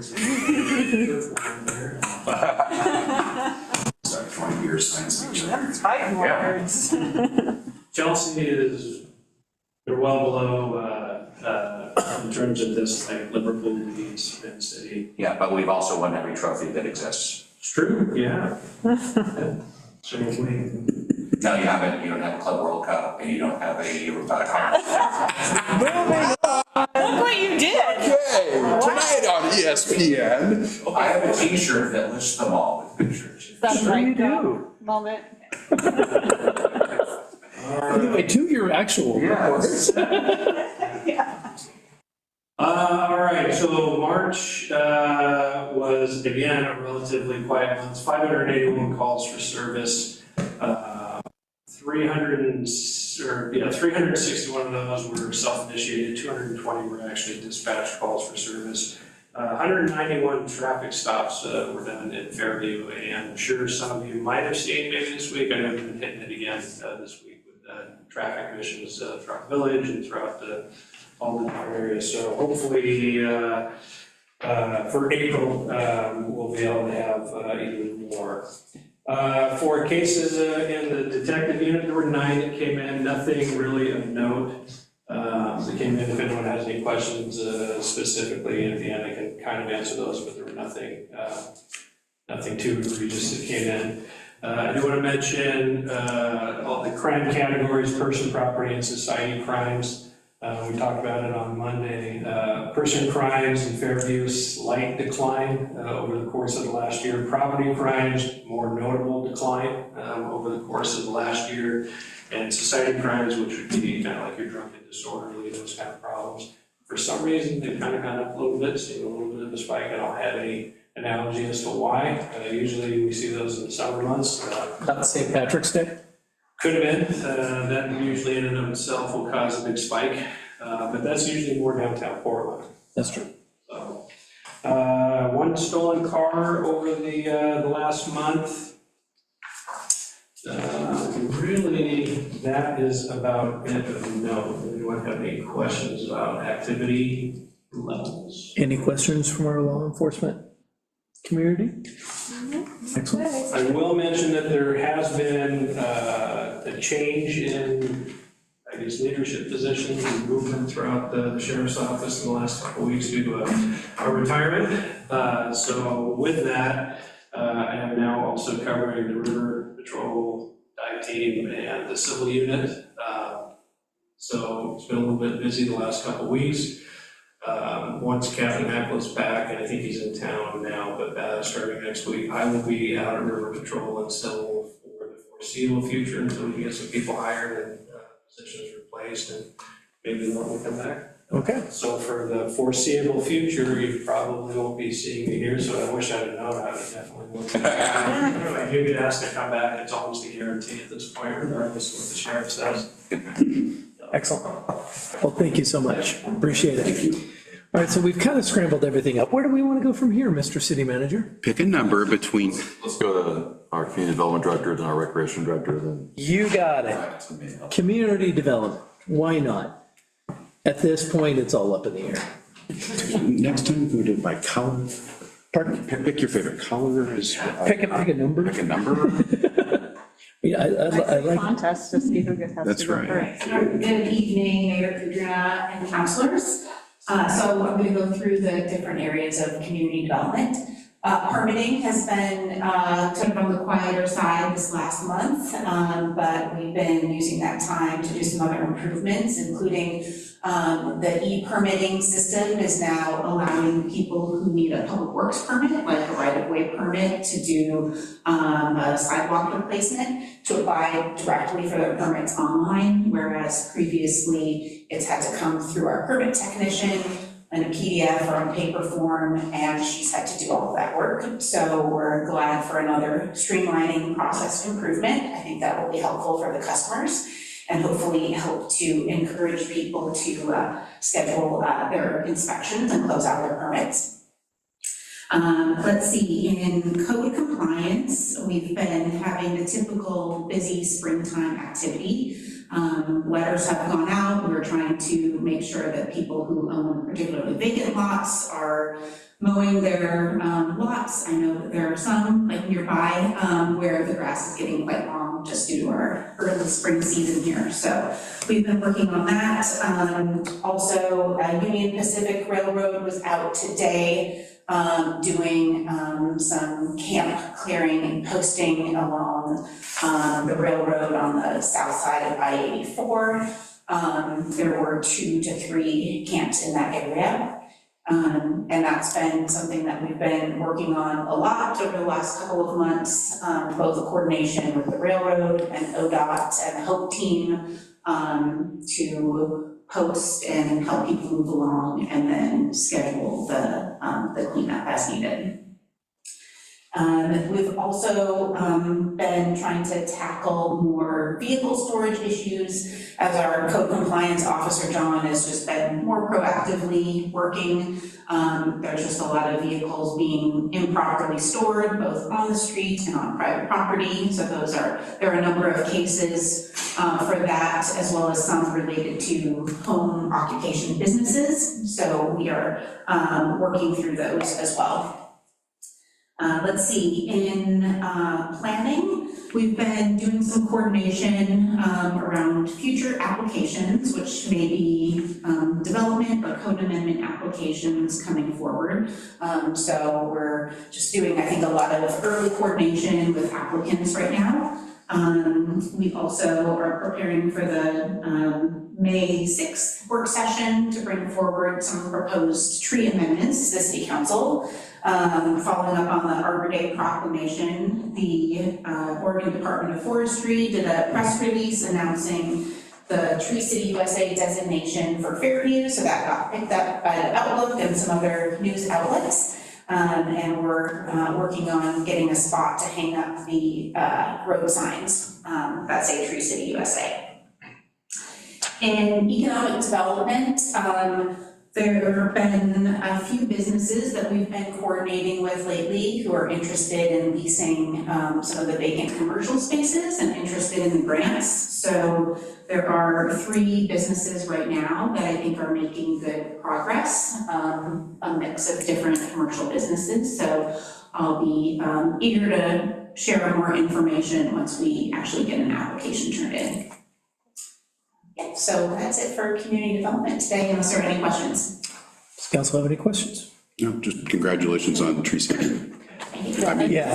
that was a long time coming, and when I first started on planning and asked about it, it was like, and now that we are, it's like, yay, so. Yeah. And we're looking forward to some of the capital improvement projects, like the community development block grant sidewalk project that will be happening in historic Fairview as an opportunity to implement some of the new tree standards. Cool. That's fantastic. I know I shared with you one-on-one that my appreciation for getting that done as well. Real quick, I don't think there's an encampment yet, but I've noticed an increased activity on the Heart of Fairview site.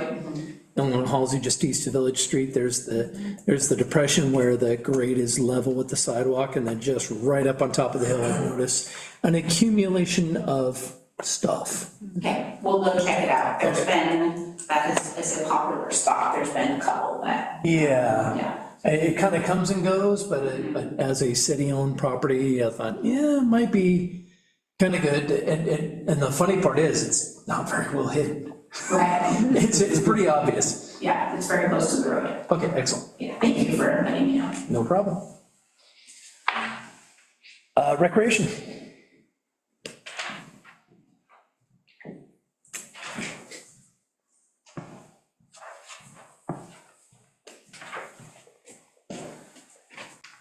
Good evening, Mayor, Council. I'll start off with Play East. So we have our spring and summer registration is open for folks to look at programs we have. You should have got the guide in the mail earlier this month. We're excited to start offering 2 new programs with 2 new providers. One is Webby Dance. But they will be actually doing gymnastics, as though this is something that the community has been asking for. We also are going to be partnering up with Soccer Shops, offering weekend programming, as that again, something that the community has been looking forward to. So we're excited. Currently, we have 276 registered participants, and we still have many programs to open for registration, and we are projecting to end the spring term with about 300 registered participants, so this is an increase of 12%. So we're kind of seeing that pick back up. I know we had seen some decline earlier this year. Last month, we also held a fundraising dinner with AG Burrito Shops, the Wood Village Shop, Gresham, Lake Oswego Burrito Shop. We finally got the amount that we raised from that night, a little more than $1,100. So that goes towards our fundraising efforts, and we're excited about that. We also have a grant partnership with the Reynolds School District, so they applied for a grant to help their McKinney-Ventos program students. So that's a program that will be coordinating to offer free programs to those students that are participating in that program from the school district. Also, Play East participated at both city Easter events, which went really well. Now for the recreation side, obviously it ties into the Easter event that was held the first Saturday in In April, we estimate anywhere from 1,200 to 1,500 community members attended, which was a great success for us to see. We held this first year a mini parade that highlighted Play East participant, MCSO, the Easter Bunny, and our mayor also walked during that small parade there. This year was our first year where we also obtained sponsorships that really helped reimagine the event, and so a big shout out and thank you to our platinum sponsor, First Community Credit Union, our gold sponsor, Smith Brothers, and our silver sponsors, River City Environmental. With their help, we were able to add new enhancements to the event as the petting zoo, balloon animals, professional photographer with the Easter Bunny, and then we got some free items to give away to the kids. It also really helped us to enhance our sensory friendly area. That was a big thing that the city had been doing for many years, and so it was just a great opportunity to enhance that section. That was also a great partnership that we collaborated with Fairview Elementary and their STEP program and the Oregon Autism Society that helped really shape that. A big thank you to all our volunteers and vendors that helped make the event what it was. A big thank you to the Public Works team, Corey, Tyler, Christie for helping, and Kevin and Garrett for helping for the event as well. Also the recreation team, and a big shout out to Annie who really coordinated this whole event. So, with that, that's it. Any questions? I think the only question I have is, remind me, I sincerely apologize, I should have this date ingrained in my brain. When is the Play East fundraiser night over at Fairview Food Plaza? It's Thursday, May 14th, starting at 6 p.m. It's open to all community members to come celebrate with Plays. There'll be food, raffle tickets for raffle baskets, and then some small performances and some videos and photos of what Plays has been able to do throughout the year. So shameless plug to this council, I would love to see us there. It's a great event. Just being absolutely shameless on that. Any questions? No? I think we're good. Thank you so much. That takes us down to, got to city manager, or do we want to start with city recorder? City recorder. /HR/ little bit of everything. So good evening, Mayor and Council. So I'm going to start off with IT. She's been really working hard, learning all things 365. One of the more exciting things that came out is there's a program that she is entering. I shouldn't say entering, yes, I guess entering is the right word. All of our city devices into this program, and it will allow her to push apps out and also retrieve apps and give, instead of having everybody have to load an app on their phone, she could just blink it, do it. She's also rolled out multi-factor authentication for all city staff, and I believe, Council, you will be getting emails here soon that you will be set up on the same thing. In HR, we're working on preparing for the heat and wildfire training for all of our staff to have completed by June, when those things become prevalent. The employee handbook update has gone very well. Day, my HR assistant, did a great job, and then I just wrapped up a bunch of edits. Our handbook was last updated in 2011. So this handbook is much more robust. And it's been sent out to all of our department directors. They may not know that yet, for their review. And so hopefully we'll have a final document here in the next month or so. And we've also been working on getting our HR records, personnel records, more into our Tyler software, and starting to utilize that HR module to track certifications, trainings, reviews, all of those things. So that's all I have tonight, unless you have questions. I don't believe so. That was very thorough. Thank you very much. Finance. Good evening, Mayor and Council. Finance is always busy. Tricia and I got back last Friday from a conference, Tyler conference, and we learned a lot of stuff about how we're not using our software. And here we were thinking we were doing so good. They do updates all the time, and the conferences keep us, updated on the improvements and stuff that they've been making. So we both came back with some good ideas on how we can continue to streamline things.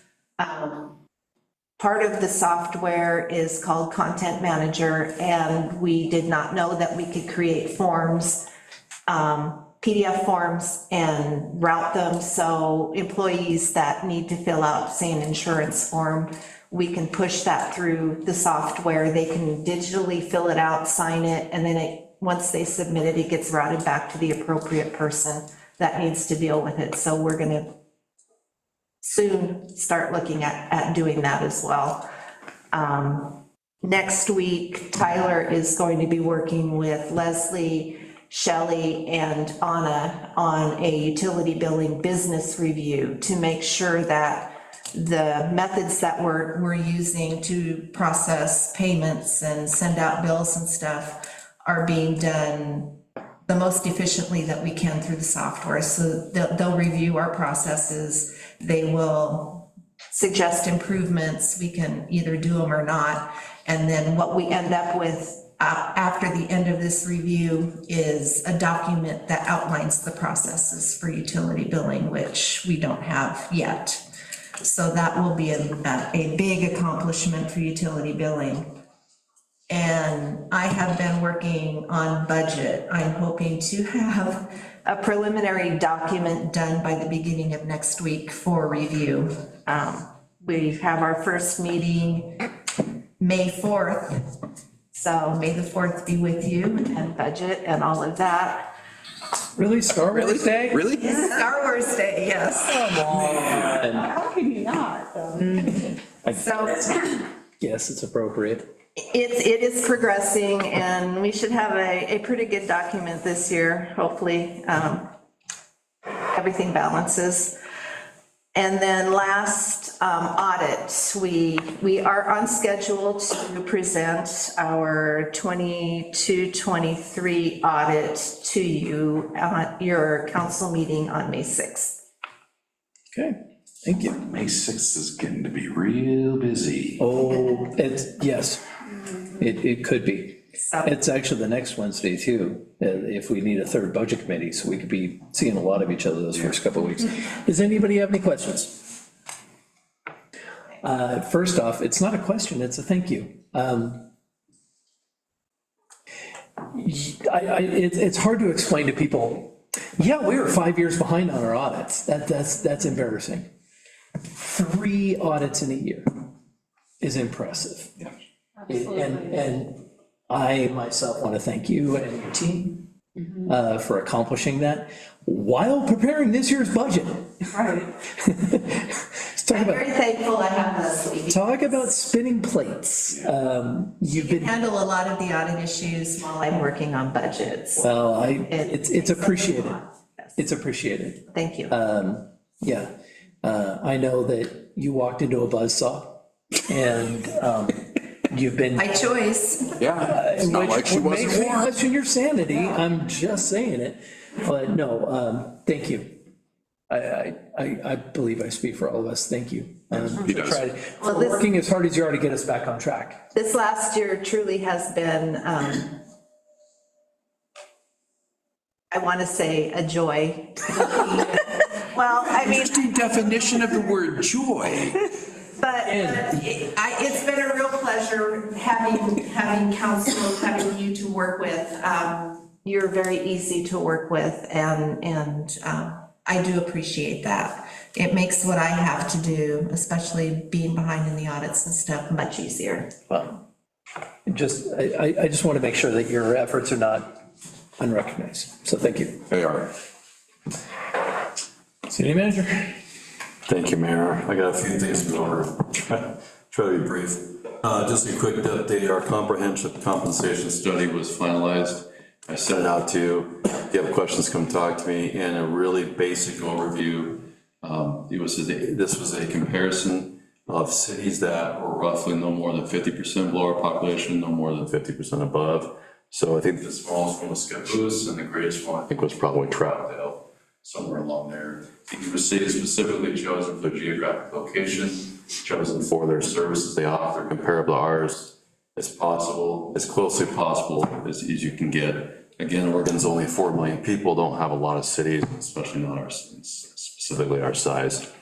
The came back, financially we're in a good place because Ann had budgeted and a little bit more than we thought we would get in the cost of living increase. She had budgeted for 3%, we're actually, it's gonna be 2.5% this year. So with that, we really didn't go much over with our retro pay and everything. So the way it works really generally is everyone that all the positions are put into a market rate within those cities. And something I talked to staff about, a reminder that our market is not comparing with Gresham and Portland. You know, our market is with those cities, and so that's our market. So nobody can't legally drop people below, but some people, some positions were a little bit higher than other positions, but everything is now within a range. They can have progression and they can continue their steps. So that's the basic overall. And I have our union president's going to meet with me later this week to go over that, choose some questions, and so I'm looking forward to that. We have just quickly our leadership team that worked with the union, Devery and Ann and I have really worked hard to build a good rapport, and it's gone really well. So. Homeless services update, just really quickly, I went and spent some time, about an hour downtown today with the director of our Department of Homeless Services for the county, and trying to get a better understanding of how it works here and what they provide for us. And so she's very receptive conversation. You know, I'm looking for some money and what can we do and so forth. And they have a contracted service. I don't know if you know much about it, but the way it works is the county provides funding or services for all parts of the county. We are Area 3 or something, which is the 3 small cities, Troutdale, Village, Fairview. And we receive funding, and all that funding goes to a third-party vendor who works with people experiencing homelessness have services. So it does not include enforcement, it does not include cleaning up any camps or anything. So that's what I was learning more about, and you know, I'm always trying to influence and doing things a little bit more that we can. So I'll be working with her. And so I have a good relationship with her.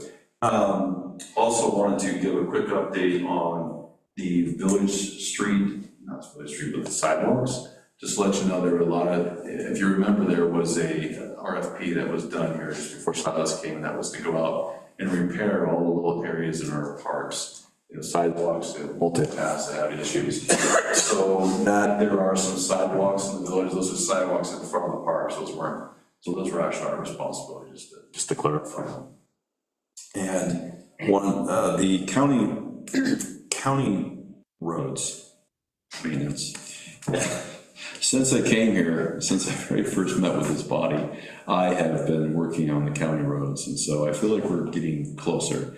And I want to thank Councilor Owen, who gives me lots of updates on things that need to be taken care of. I really appreciate that, because we actually had a meeting today. There's a monthly meeting, which I have joined now, with our public works director, with our community development director, and our operations manager, talking about overall strategies, you know, things we're working on the county, but also maintenance. And I made sure all those things that Councilor Owen had given me and many others were on that list of maintenance. So I've been working really hard. I think I reported a while ago, I went and met with the director of community services for the county, and oversees all of our roads and systems, and working with her, I've met a couple times with Commissioner Jones Dixon on what can we do to really help our maintenance of our, you know, the different areas of our city that belong to the county. How can we get those moving, getting those things done? So we have on the list now everything, and we're working really hard, and I've asked them, I want expectation dates, so when these things will be filled, so we can take a look at that. So we're working hard to get like actual deadlines when these things will be taken care of. And so I just want you to know that I'm very professionally working with them, trying to move these things along. Very lastly, I want to give a quick update on the fire district discussions. Where we're at right now is we're waiting for 2 more. Our representatives are also our mayor and Councilor Weber, and They can give you updates as well if you sort of desire, but we are working with the committee to get more information and proposals. Right now, we're waiting for a proposal from Fire District 10 and a proposal from Clackamas Fire District. Fire District 10 was supposed to have given us a proposal this month. Fire District 10 was, again, not prepared, and I will say again, because they were supposed to give us a proposal a year ago, city manager's met, and they didn't give us a proposal. It was just a discussion. Clackamas came in with an amazing proposal back at that time. Gresham, City of Gresham has given us a proposal. We have 2 more proposals to go. Once we have those proposals, we'll be moving forward. I'm not sure exactly the direction of the committee, but at some point it'll be coming back to the councils. There may be a good time for the 3 councils, meaning the 3 cities, to meet again and discuss where they're at. I think those are some things that have been expressed by especially our representatives, Councilor Wade and Mayor Kuna. So that's where we're at. I don't know if anybody has any questions on that, but we are working forward. A lot of discussion about service levels, about design of fire stations. So there's a lot to discuss. So that is all the updates I have for tonight. Unless I have any questions, you're ready for a lot about from me. Any questions? Excellent, thank you so much. Well, it is April, so we're gonna start at that end. With? Which one? Which end? This end. Okay. Even or odd, even, odd. So I'll try to break it down. Okay. So it's an even month, January, February, March, April, we start at that end. Okay. I may have screwed it up last month. Maybe be I honest. think we should do colors and numbers. Colors. I don't have anything further to report on the fire district Start at conversation. that end. We started at the odd end, is that what you? We did, we started the odd end. Oh, let's start with Councilor Dodd. Oh, That's okay. a simple pointing. I calling thought I did and was in the process of it, yes. That's okay, that's on me. Missed it. That's on me, that's on me. I made it about me and. Councilor Tuck. I don't have anything like Coach requested to update the transportation committees are envisioning processes at this point, and all the other projects that you know about are proceeding. Agreed. Council Copeland, any updates? No, PSAC has not met since our last council meeting. Decided to skip this month. We are still in the process of discussing Frequency of meetings. Okay. Council President. When is the shred event? Is that scheduled? When is? No. I don't remember the date. It is. It's Saturday, May 9th, 10 a.m. to 2 p.m. in front of Fairview City Hall. Thank you. Okay. Council President Nolan. I'd like to yield my time to Councilor Weber this evening. Living awesome, I love it. Councilor Dillon, I'm sorry. Where is our? No, I really have nothing. Mounted Cable Regulatory Commission is slowly dying and will be dead by the end of June. And everybody knows my opinions on everything else, so. I would actually like to request that we put the Budget Committee membership for possible action on the first meeting in June, if possible. I'm sorry, what was that? I was reading. I would like to discuss the kerfuffle Oh, yeah. of what has happened. And I don't play, I'm a political idiot. I just like to get, stuff done. And I don't like what happened. I don't like that there was an intent, but we're gonna tap dance because. Yeah. This was the intent, and it's no secret my feelings about the gentleman who was sitting there. While we were sitting here the hour before and he was still sitting there, we were dealing with the aftermath of his crap. And that's why I don't want him on budget.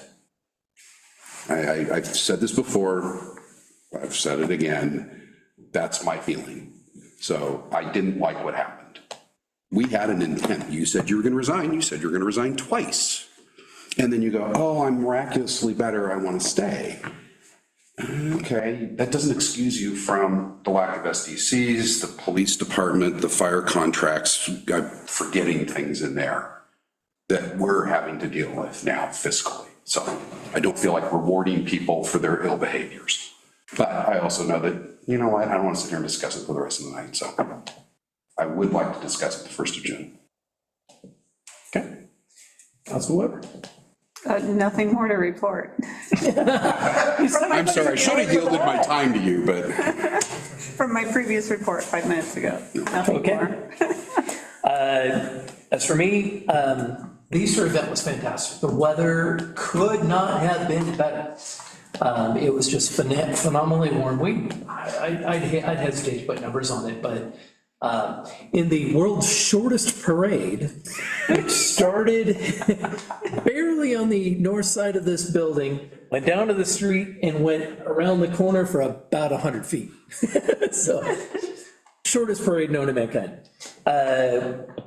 Yet, kids lined up on both sides, just having a ball. And it was really fun to see the faces. It's fun to see kids having fun. I want to commend our rec department for putting together a fantastic program.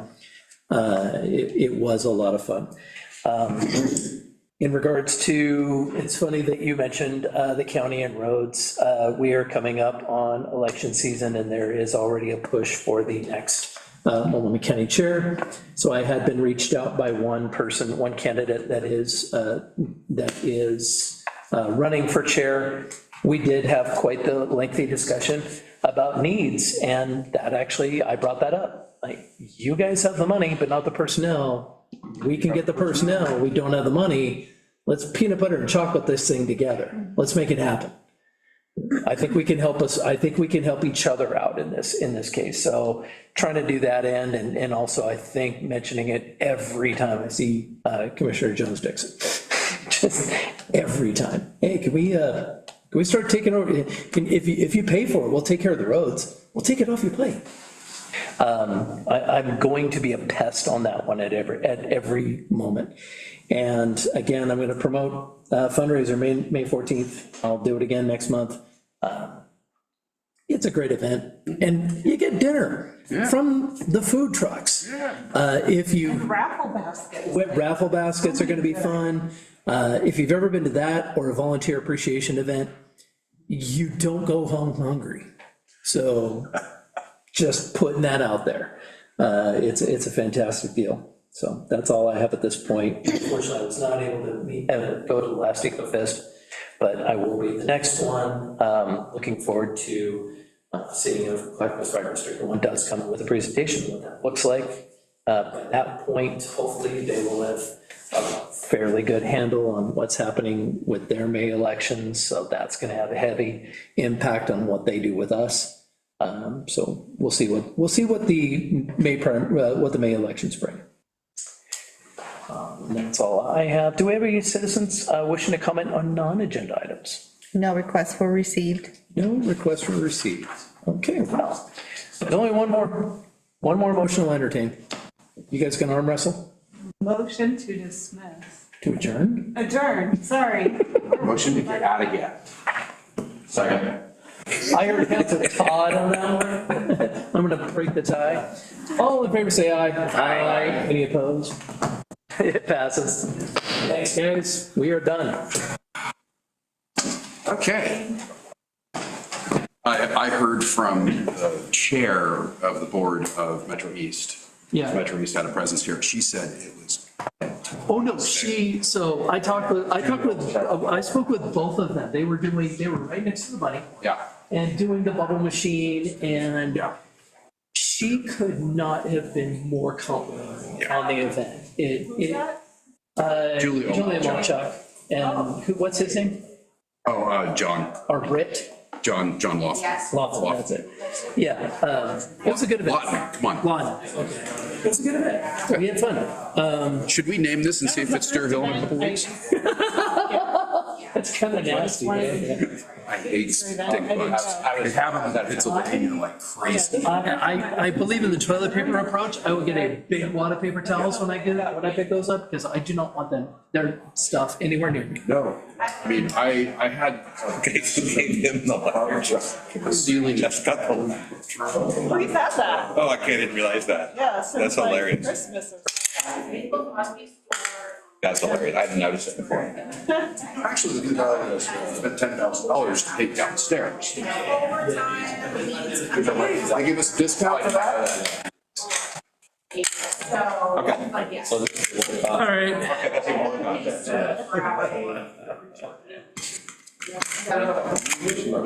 No. Didn't go to school. I'll have to thank Sarah, the only one brave enough to, well, no, Nathan did too, brave enough to attempt my last name. Mayor, I don't blame you. Oh, the amount, I went up to Canada this weekend, we had a duel. Done that. The answer is yes. We could have, that was more his writing, and I'm gonna take care of that. He's writless, it works. No, I'm going to the office, but if you think I should. No, I want to hear. I think you want to hear this. It's just. I just was so surprised when I contacted him and this whole thing started. I know, I believe me, I've been on the phone with this guy way too much over the last week about this. And, there was one day I just had to take a break. Yeah. And went, I'm in middle school, is what I felt like. And it was silly, it was dumb. I kind of the offer. That's Yeah, but that's. there's only two things in life you can control. So, from a legal standpoint, I'm trying to keep us out of trouble. Let's just get this. Well, no, you would have had to, you're right. You would have had to have taken action to remove and reappoint. You know. And it makes it awkward. Yeah, I'm gonna go try to do some damage. That's my job too. Appreciate everything you do. Oh, well, thank you. How's Kathy? Hopefully getting better. She mentioned her test. Oh? Her knuckles, you should have seen it. It was like she had been punching the wall. At one point, her knuckles were out to here. It was crazy. Now it's down to here. Wow. And she can make a fist. We have done. And she can almost straighten her head. This is about as straight as she can get. But she's doing okay. Unfortunately, the reason we went to Canada was a celebration of life for her cousin and her father. Father passed away from leukemia last winter. And the daughter was found in late February, but it was obvious that she had been dead for a few days. Like 5, possibly up to 5 days. So Saturday, the celebration of life service for a father-daughter combo, which is the first and hopefully last I'll ever do. I was bawling by the time it was all said and done. I never knew Bobby, her dad, but Chandler, I knew well. And I loved her, and she was too much fun. It was like, I just needed to get through the weekend. Yeah. And I'm through. Yep. Yeah, oh my, But I'm yeah, so it's sorry. It's been a ride. Yeah. And actually, it's not so. The funny part is that he's telling me. Yeah, thank you.